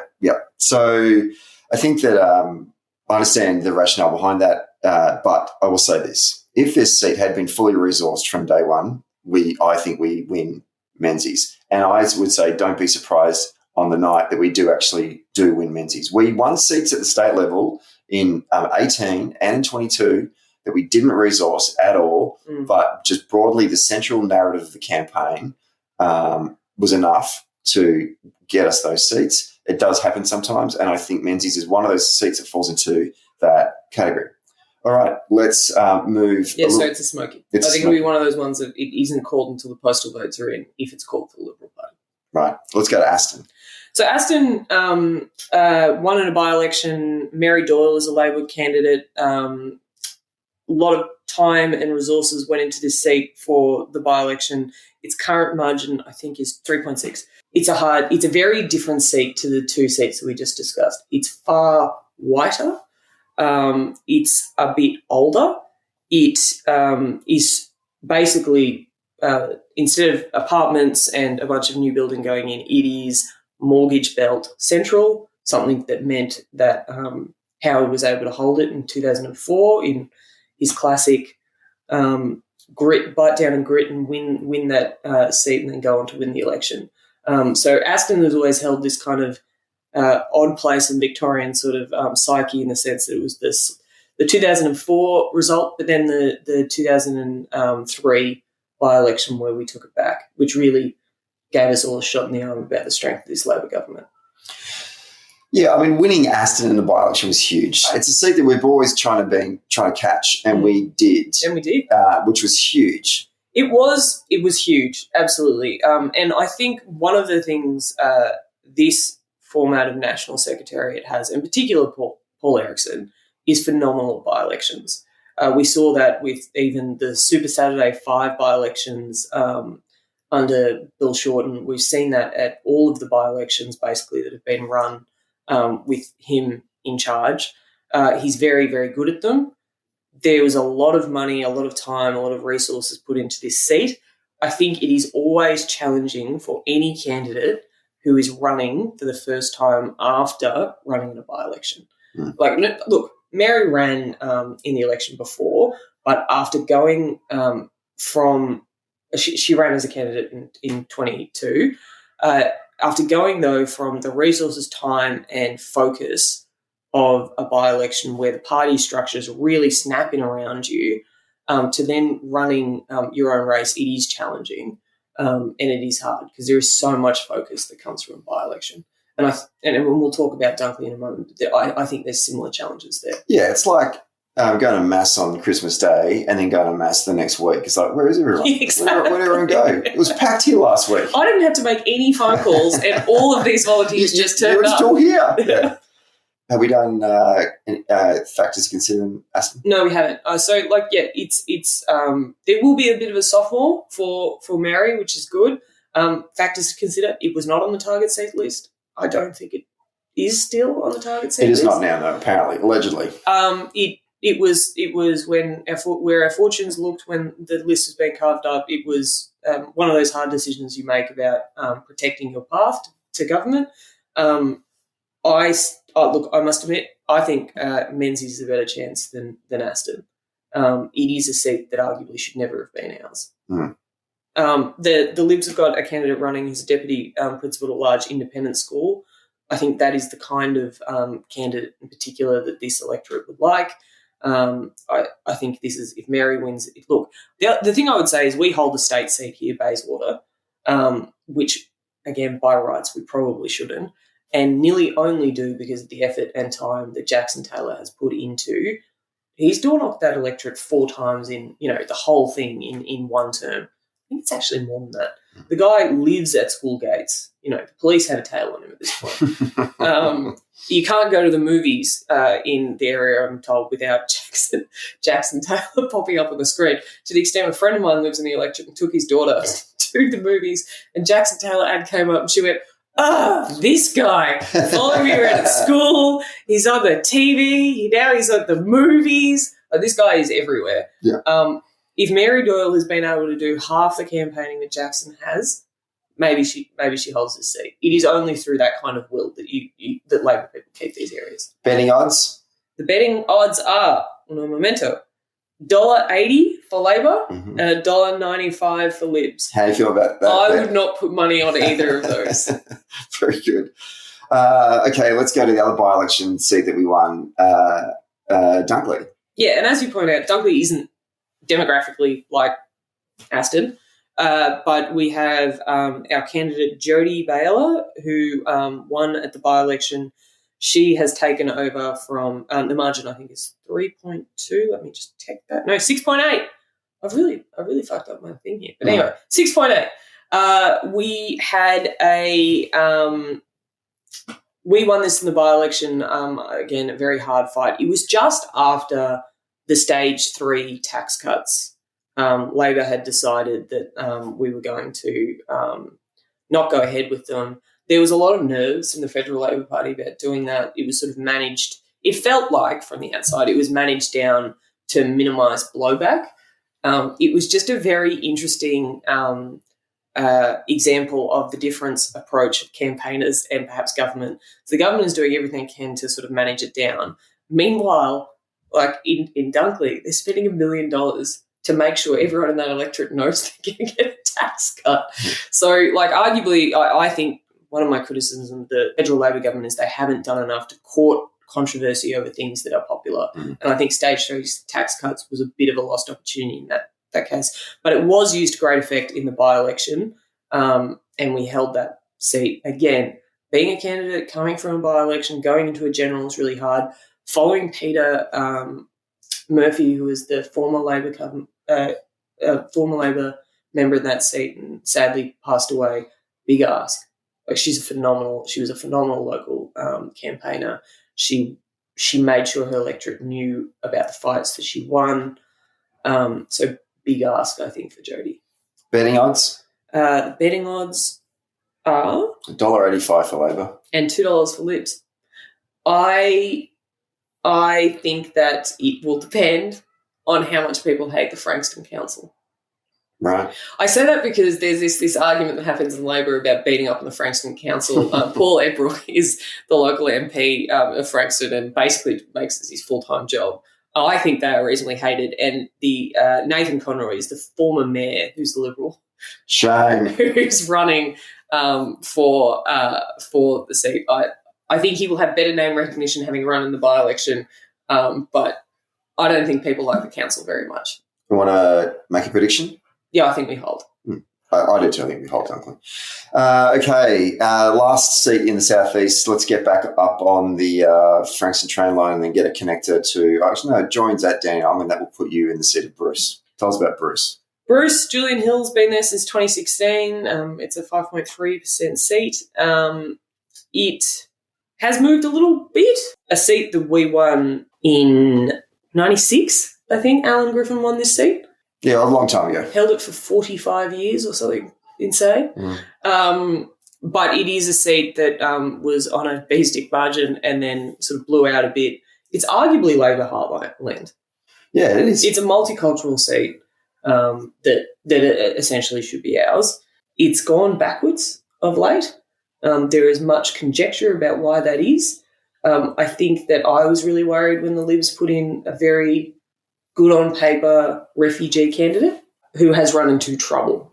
Yes, he will be. His run is the key word. And he will be nominated for the Mel Meninga Award over my head for next week's episode for sure. Yeah, so I think we hold this seat. I think that, look, a friend of mine went door knocking there and did say that he's never door knocked in an electorate where more people have known the name of their local MP. This friend has been door knocking for 20 years, so Julian Hill's clearly been out and about. Yeah, I think Bruce is fine. Yeah. What do you want to go next? Well, let's head out. Let's head out to McEwan and then come in. All right, tell us about McEwan. McEwan is this shape shifter of a seat. Rob Mitchell is an absolute survivor. He has been on the target seat list, I think, as long as I've known him, and seems to come out on top. He has been assisted ably by some terrible candidate selection from the Liberal Party who don't seem to be able to work out with this seat what kind of person they want to throw at it. One of the strengths Rob has is that it's a peri-urban seat. So it has like commuter belt, but it also has paddocks. So Rob is a guy that can speak to both of those audiences very well. The Liberal Party have, I think, pre-selected a sort of a local businessman with a background in IT. I don't know whether he owns a farm as well. I'll be interested to know how that plays in, say, Seymour. I think the biggest challenge for the Liberals in this seat is work from home. Notably, that's where the Prime Minister went the day after Dutton did the backflip. Those the voters out there are very hostile to the notion that they should have to sit in a car for an hour and a half to go into the office when they can do the same work from home, reasonably, rightly so. So I do think that policy backflip in particular demonstrates that McEwan was one of those seats that the Libs were really worried about with that policy. It's interesting. I read an article today in The Age, just sort of doing a bit of an overview of where things are in Victoria at the moment, and they referred to McEwan as Labor heartland, which I thought was a nice, well... If Labor heartland was even a target seat. Yeah, I know. And that's why I was like, oh, mate, it's not Labor heartland. Like, props to you that you think it's Labor heartland, because that's a testament to Rob Mitchell and, the work he's done over the number of years. But Rob has treated this seat from day one. Like, he lost the seat in 2010, I think it was, and he'll remember, he knows exactly how many votes it is. And I know Rob listens to the show, and sorry, Rob, I'm going to get the number wrong. It's like 16. He lost it by like 16 votes, right? So, he's been around a while now. So he won in 2010. He's been there for 15 years, and he's hung onto that seat. To your point before, this seat, as you said before, is a shapeshifter. Yeah. And for him to have to continually reintroduce himself to new voters constantly, plus it's a seat that is continuing to grow. It is, residential growth corridors. Wallen, which is where his office used to be. I don't even know if Wallen's in the electorate anymore, but Wallen is a commuter town and is getting bigger and bigger and bigger. It's a challenging seat to represent and to campaign and organise in. So that means it's also difficult for the Libs as well. Yeah. And I feel confident about us holding McEwan, but I just want to push back on that journalist that said it was Labor heartland. It certainly is not. Well, Labor's paying $1.40. The Libs are paying $2.80. Gee. I know. Understanding how betting works. That doesn't mean I understand it. That means I can read out the numbers. In the space of the last 40 minutes. So I predict a hold. What are you saying? Yeah, hold. I all faith in Rob Mitchell. All right, Hawke. So, fringe commuter territory. We're talking young families, tradies.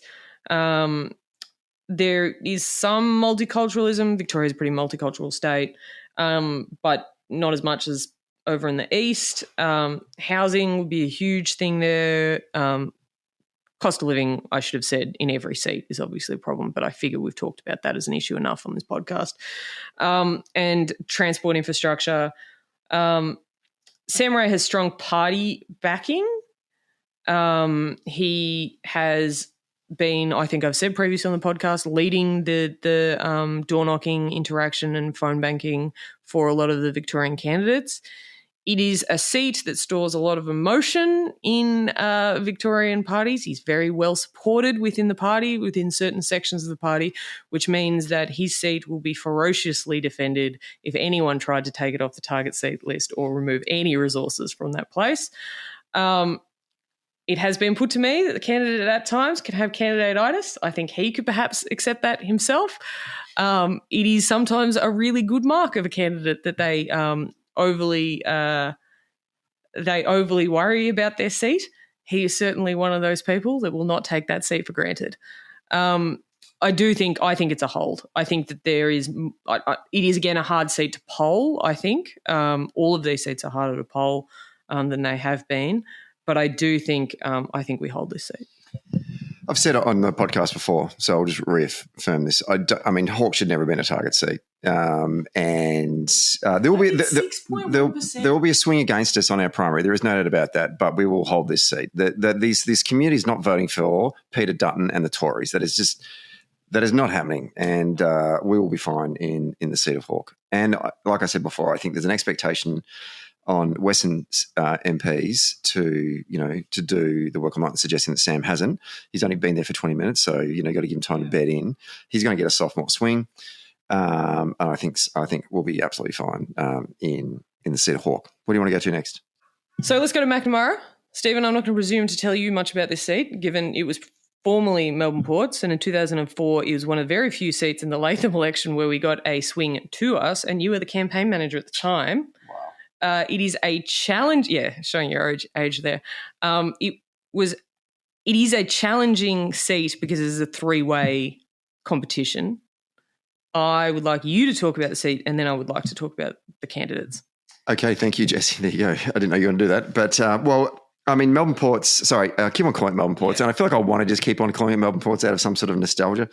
Mcnamara is divided demographically. It's divided into sort of three areas that has changed a bit anyway. The Caulfield end, so it sort of runs along the Yarra and is locked in by the Yarra and the bay.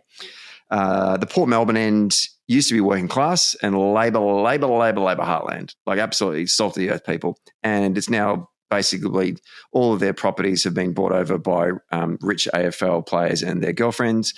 Then you move into the centre part of the electorate, which is sort of Albert Park and Middle Park. That used to also be old school working class, and that's been bought over by people who can't afford to live in Toorak.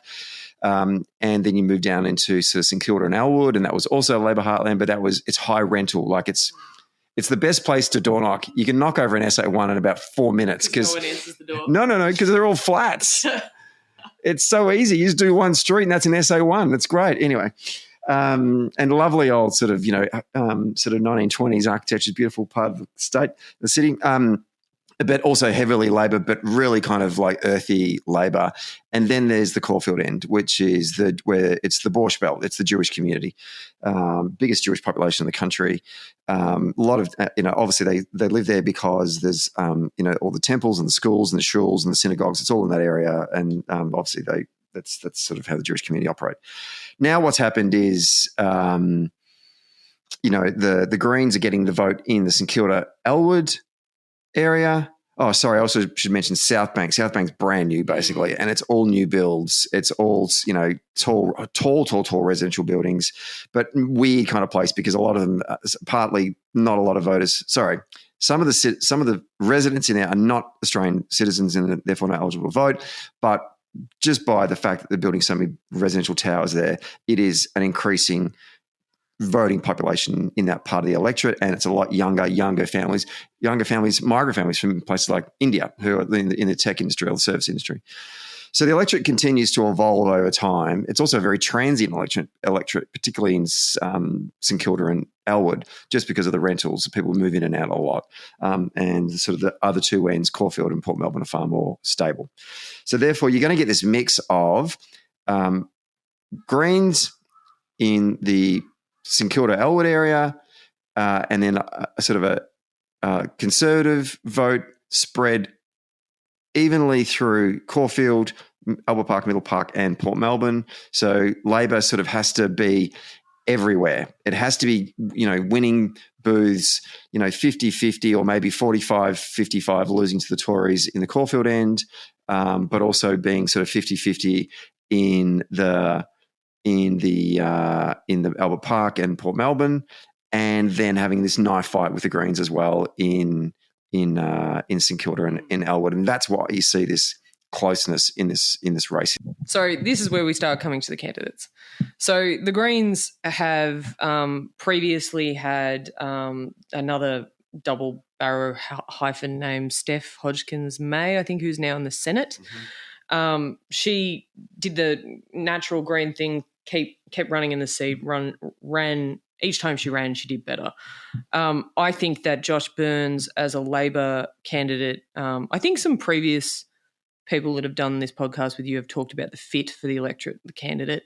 I think when we talk about Wills and Josh, I think Wills and McNamara, I think you were talking about two candidates from the Labor Party who are very good fits for their seat. Josh sort of speaks to that sort of progressive Green St Kilda group, obviously strong links to the Jewish community as well, broadly a sensible kind of middle sort of centre-left social democrat who looks good on a poster. and does the work with the community, enjoys doing a lot of the sort of Joy FM and other sort of community stations and that sort of stuff, and has picked specific issues to make his values very clear to his electorate and that he aligns with them. So I think, I can't remember who the Greens are running this time, but they do have the challenge that they're not running the same candidate with the same name recognition they had last time. This is when we come to the Liberal candidate. So I think I cannot understand the Liberals on this at all. They were running what I think is partly a national campaign around anti-Semitism, in part to focus on gaining Mcnamara. There are other seats in play there too. I think that it was part of how they were managing some of their Teals exposure as well, and other things. But I do think that part of their strategy was to particularly focus on Mcnamara. They've made a big deal about preferencing with the Greens, who have said some frankly anti-Semitic things during the last 12 months and longer, over a long period of time. So the Libs are kind of building up this sort of Josh Burns doesn't stand up hard enough for the Jewish community as their sort of base argument against him.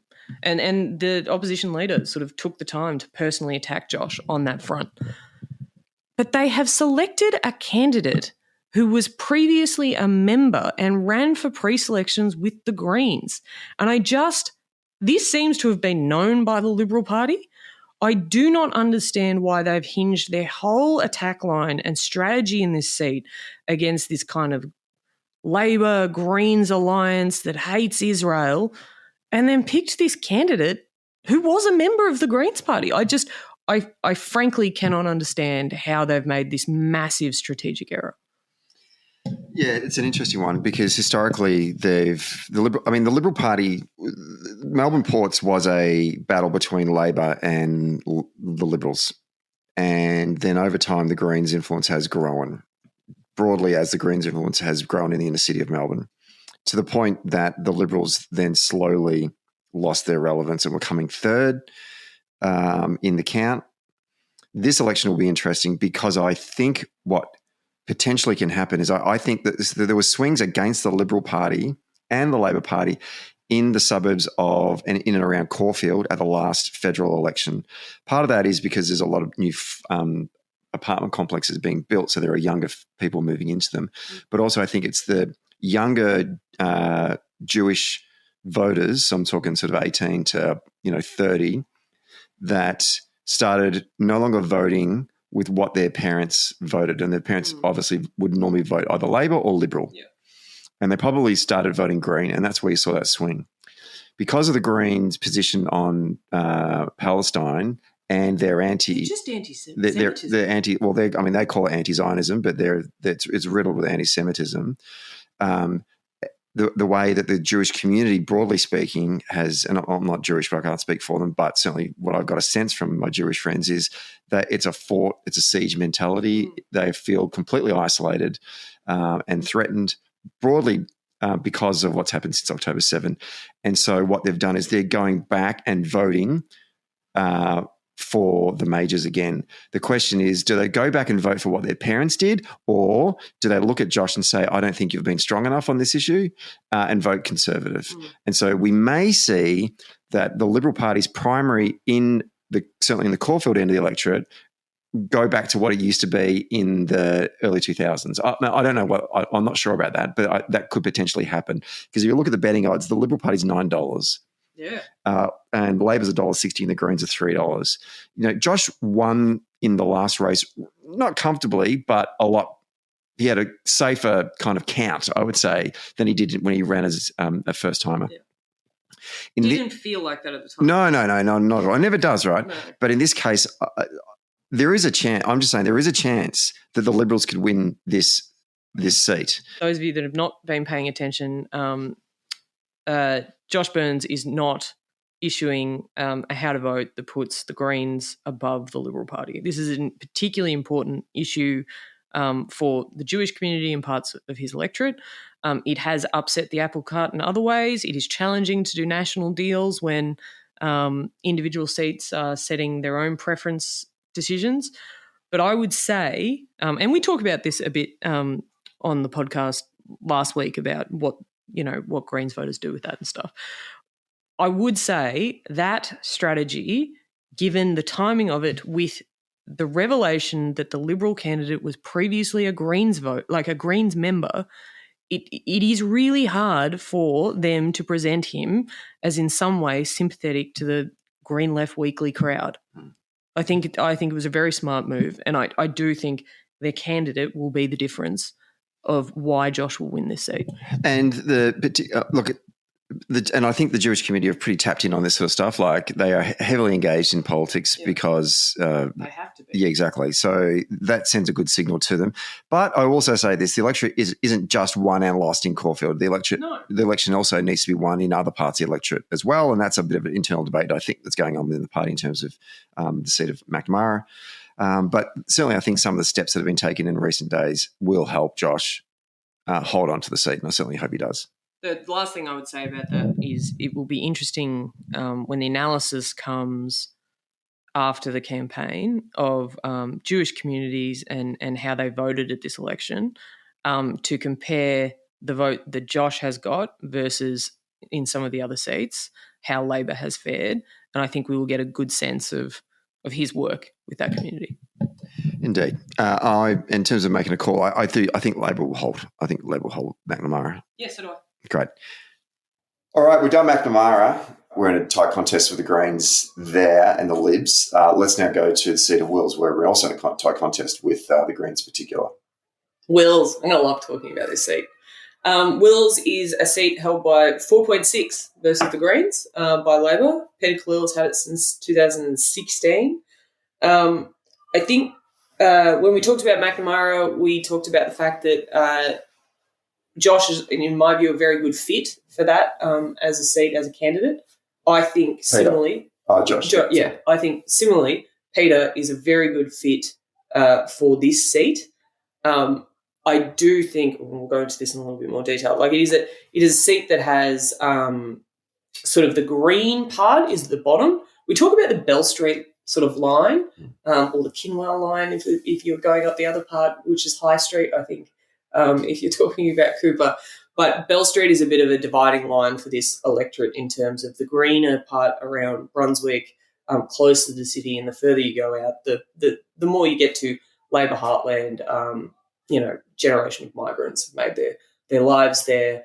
A lot of them have stories similar to that of Peter Khalil and his family.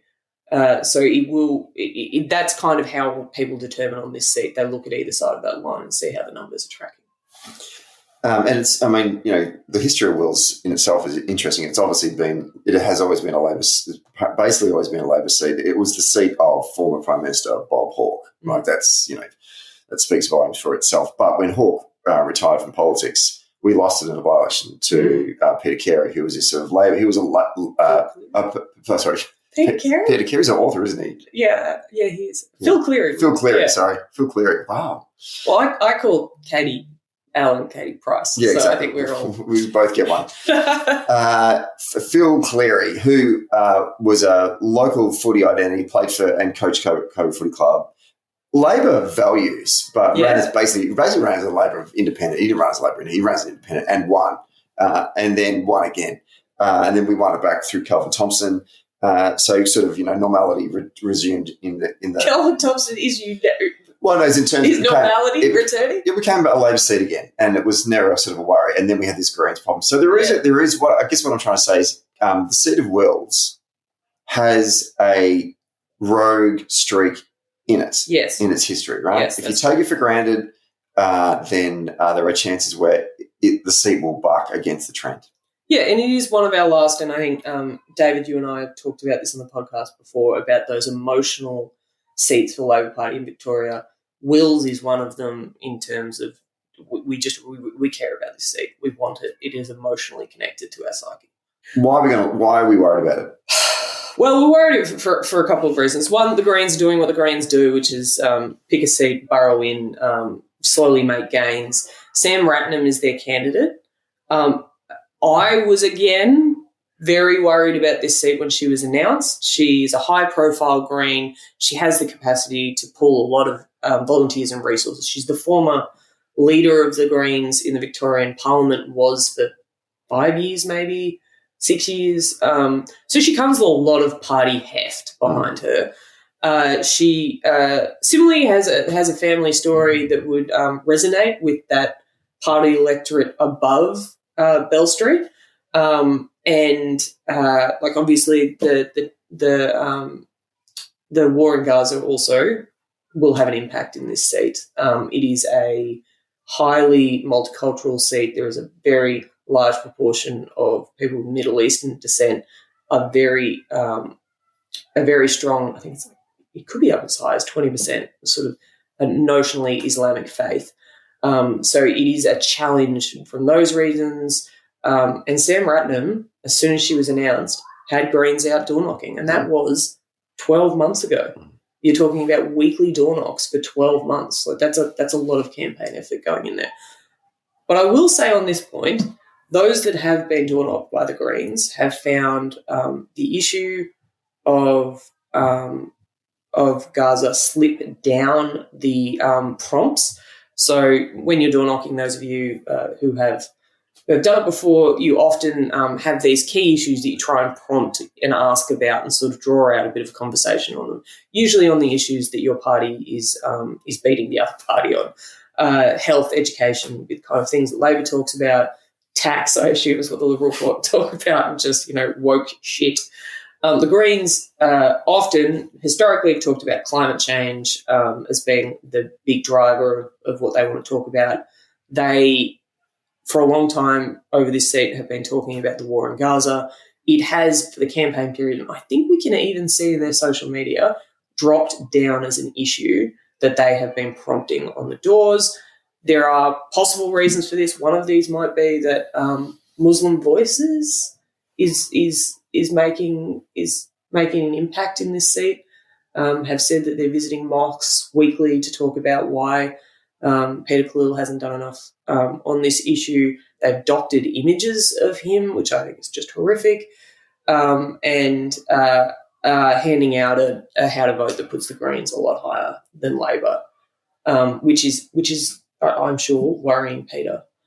I would say the challenge Peter has on this particular topic is he's a security expert. But this is his policy area. This is his part of the world. And you and I have talked about this before.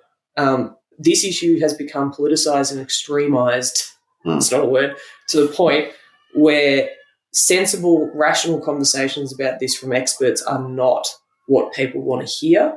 So it's very challenging for Peter to have conversations where people want a very binary answer on what has been a very complex problem, a very complex part of the world for a very long time.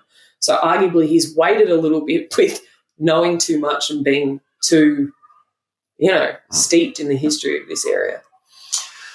Yeah, a couple of things to say about that. One, you're right. I mean, it obviously is a very nuanced debate, what's going on in the Middle East right now.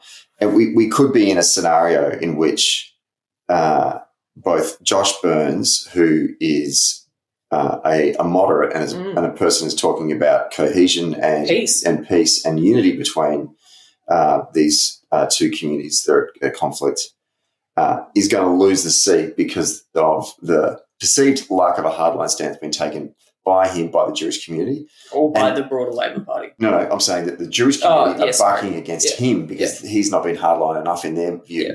And then at the other end of the city, you've got in Wills, where Peter Khalil, who is of Egyptian descent, is being seen as also being too moderate and peace-loving and not taking a hardline enough stance in the eyes of the Islamic community. And both of them lose. And in some ways, it's actually a microcosm of the problem of going on in Israel and Palestine right now, because Israel and Palestine are run by both hardline factions, and it's not the moderates that are running. So, that's a very, very dark way of looking at it. The difference is, though, I think this, and the point you said before about how the Greens have knocked down Palestine on their talking points, is because I think Palestine actually, in the eyes of people that are not intellectually or emotionally engaged in this issue, this is a vote killer. and a vote loser, and they've recognised that because what the rest of Australia sees is two groups just yelling at each other, and people go, I'm confused, I don't get it, and I want nothing to do with it, and actually it turns me off, and it turns me off you if you want to talk to me about it. Now, the problem in Wills is this. The Islamic community are emotionally connected to it, and so that it is important to them. And the Green component down the bottom half of the electorate are intellectually connected to it. The way that Peter is going to win this, I think, amongst all the other ways to win a campaign in general, is that the relationships that he's built within the Islamic community in the Northern Party electorate over the years, it's just going to be a dogfight for him, where he's going to be leaning in with his leadership and saying, hey, I'm your guy, you need to re-elect me because I'm your voice for not just this issue that's going on in the Middle East, but all the other problems you have, like migration challenges. You want to get your family out here. I'm your guy for that. Centrelink health issues, all that kind of stuff. And the Greens don't line up with parts of the hardline, particularly Islamic community. No, exactly right. And also, yes, and to that point, that the Greens social issues do not align with your Islamic faith. So, the second thing I will say is this: then down in the southern part of the electorate, he's just going to have a traditional, good old-fashioned knife fight, but against the Greens, but also appeal to a whole lot of people that have moved into Wills. In all these, there's a lot of new builds, a lot of new apartments, right? They're not necessarily Green voters. They're young voters that work in the service industry. Well, they're not nice enough apartments for the... Probably not. But their background is their parents have probably voted either Liberal or Labor, and they're kind of up for grabs voters, and they're the ones, that's where he's going to hold the seat, I think. For those of you watching an election night, Fawkner is part of the electorate I would watch closely. It is kind of... not entirely, but there is a lot of second-generation Middle Eastern migrants in that area. It had a 14% primary for the Greens at the last election, and you compare that down to, say, Princess Hill and Carlton, where it was like 58. If we see the impact of either that third-party campaign or the Greens, we'll see it in Fawkner, and we'll see if the primary there for the Greens start rising, I start getting very concerned. Betting odds? Betting odds are $1.75 for Labor, $2.10 for the Greens, and $10 for the Libs. Love to see it. You're going to put a wager on the Libs there? Do you want to make a prediction? I'm sorry, I just don't want to make a prediction. No, fair enough too. Look, it's a tough one to call. It's a toss-up. Look, obviously we hope Peter gets home. Yeah. But this is going to be one of the toughest ones to hold. But also factoring in, like, if there is a broader mood across the country about Labor since the campaign has begun, that will certainly help Peter immensely. This race has still got another 9 days to go that we're taping, so plenty of opportunity to make sure he brings this one home. All right, so that's it. That's us done all of the Battleground seats, and I'm not going to summarise all of them, but if I can just off the top of my head now, because it's been 2-3 days of this, we're currently on 77 seats. It's 78 with Higgins, I think. Yeah, exactly. So we're on 77 seats right now. Like, if I go across the conversations we've had thus far, we're feeling good in Bonner. We might pick up Bonner. So just so we jag Bonner, that puts us on 78. We moved down to New South Wales. I think we're a little bit worried about Gilmore. There's a chance that we probably might lose Gilmore. Just say we lose Gilmore, that puts us back down to 77. Then we move across to West. No pickups in New South Wales? No. Shame. Come on, Todd. Move across to South Australia. Feeling good about Sturt. Just say we jag Sturt. That takes us back up. I'm hysterical. Takes us back up to 78 again. Tasmania stays the same. Feeling good about everything in the Northern Territory. That stays the same. So still on 78. Move to Western Australia, and there's Andrew Hastie's seat, which is bloody well I've forgotten again. Can't thank you. Potential of grabbing. Well, he's running away from the Liberal brand. Yeah, I know. Either that or Bullwinkle. So just say we get one of those seats in Western Australia, because the state government's very popular, and as we've been learning from the Victorian press, that where you've got not a popular state government, you lose seats, and when you apparently got a popular state government, you win seats. So, yet when we won federally, it didn't mean Daniel was popular. It didn't mean anything. I know. It's amazing how that argument changes from election to election. But if they pick up another seat in WA, they are absolutely holding Yeah, absolutely. Credit to them. That puts us on 79. That means we've got breathing room to lose 3 seats. Do we lose 3 seats in Victoria? I don't think we lose 3. But the point is, it's going to come down to Victoria in some respects, right? It's so unfair. But if you just started with Victoria and gone the other way, it sounded like it was going in Queensland. I'm trying to create urgency in the podcast, Jesse. No, you're right. It's going to come down to all of those seats, right? And that's why we're a collective effort. So and we've called Aston against us. We have indeed. So the bottom line is, I think we win government, but I think we win government by 2 or 3 or 4 seats. So we're doing regular health checks on all our MPs throughout the term. Yeah, exactly. Mal Colston would not be allowed in the caucus. No. Because he ratted. Didn't look like a healthy man either. Okay. So can I just wrap up by saying thank you to Todd Pinkerton from Unions New South Wales. Thanks to Evan Moorhead from an actor in Queensland. Thanks to Ryan Neve in the Northern Territory. Thanks to Priya Patel-Brown from GRA in Perth. Thanks to Matt in South Australia. I forgot the name. Matt's. Sorry. I forgot the name of his organisation he works for. Matt Clemmo, thank you. Everyone in South Australia knows it, so it's okay. Oh, that's good. Yeah, good. And thanks to Jack Milroy in Tasmania, and thank you to you, Jesse McCrone from FMRS Advisory, and also regular host of the podcast during the election. I thank those people because, one, they did a lot of research, but two, they kind of put their reputations on the line by making calls, which a lot of people don't like to do before the election. And as I said, everyone Monday quarterbacks and says, I told you so, but they don't do it, and they don't do it on record and record it before the episode. So I'm grateful for both their insights and their expertise in these particular areas, but also by putting their reputation on the line because, that takes courage. So thank you, everyone. And thanks to everyone for putting up for the show. I don't know how long this is going to go for. Last time it was 2 hours and 30 minutes. I wonder if we break that record. We might. But just remembering that this is the final week of the campaign.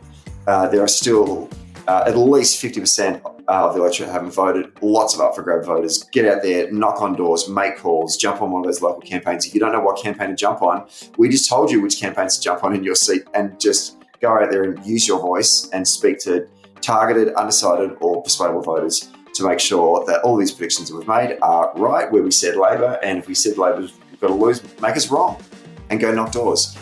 Don't forget, we've got one more episode this week, our final weekly recap before everyone votes on Saturday with David Feeney and Jesse McCrone. And we'll also do a recap of the election as well with David and with Jesse for our regular around the country and around the world listeners. Jesse McCrone, thank you for your time, and to everyone else, sayonara. Go Labor. Thanks for listening to this episode of Socially Democratic. Like the podcast? Hit the follow or subscribe button, and be sure to leave a review on Apple Podcast or Podchaser, and get all the latest updates on Socially Democratic by following us on YouTube, Facebook, Instagram, Twitter, Blue Sky, and LinkedIn. See you next Friday.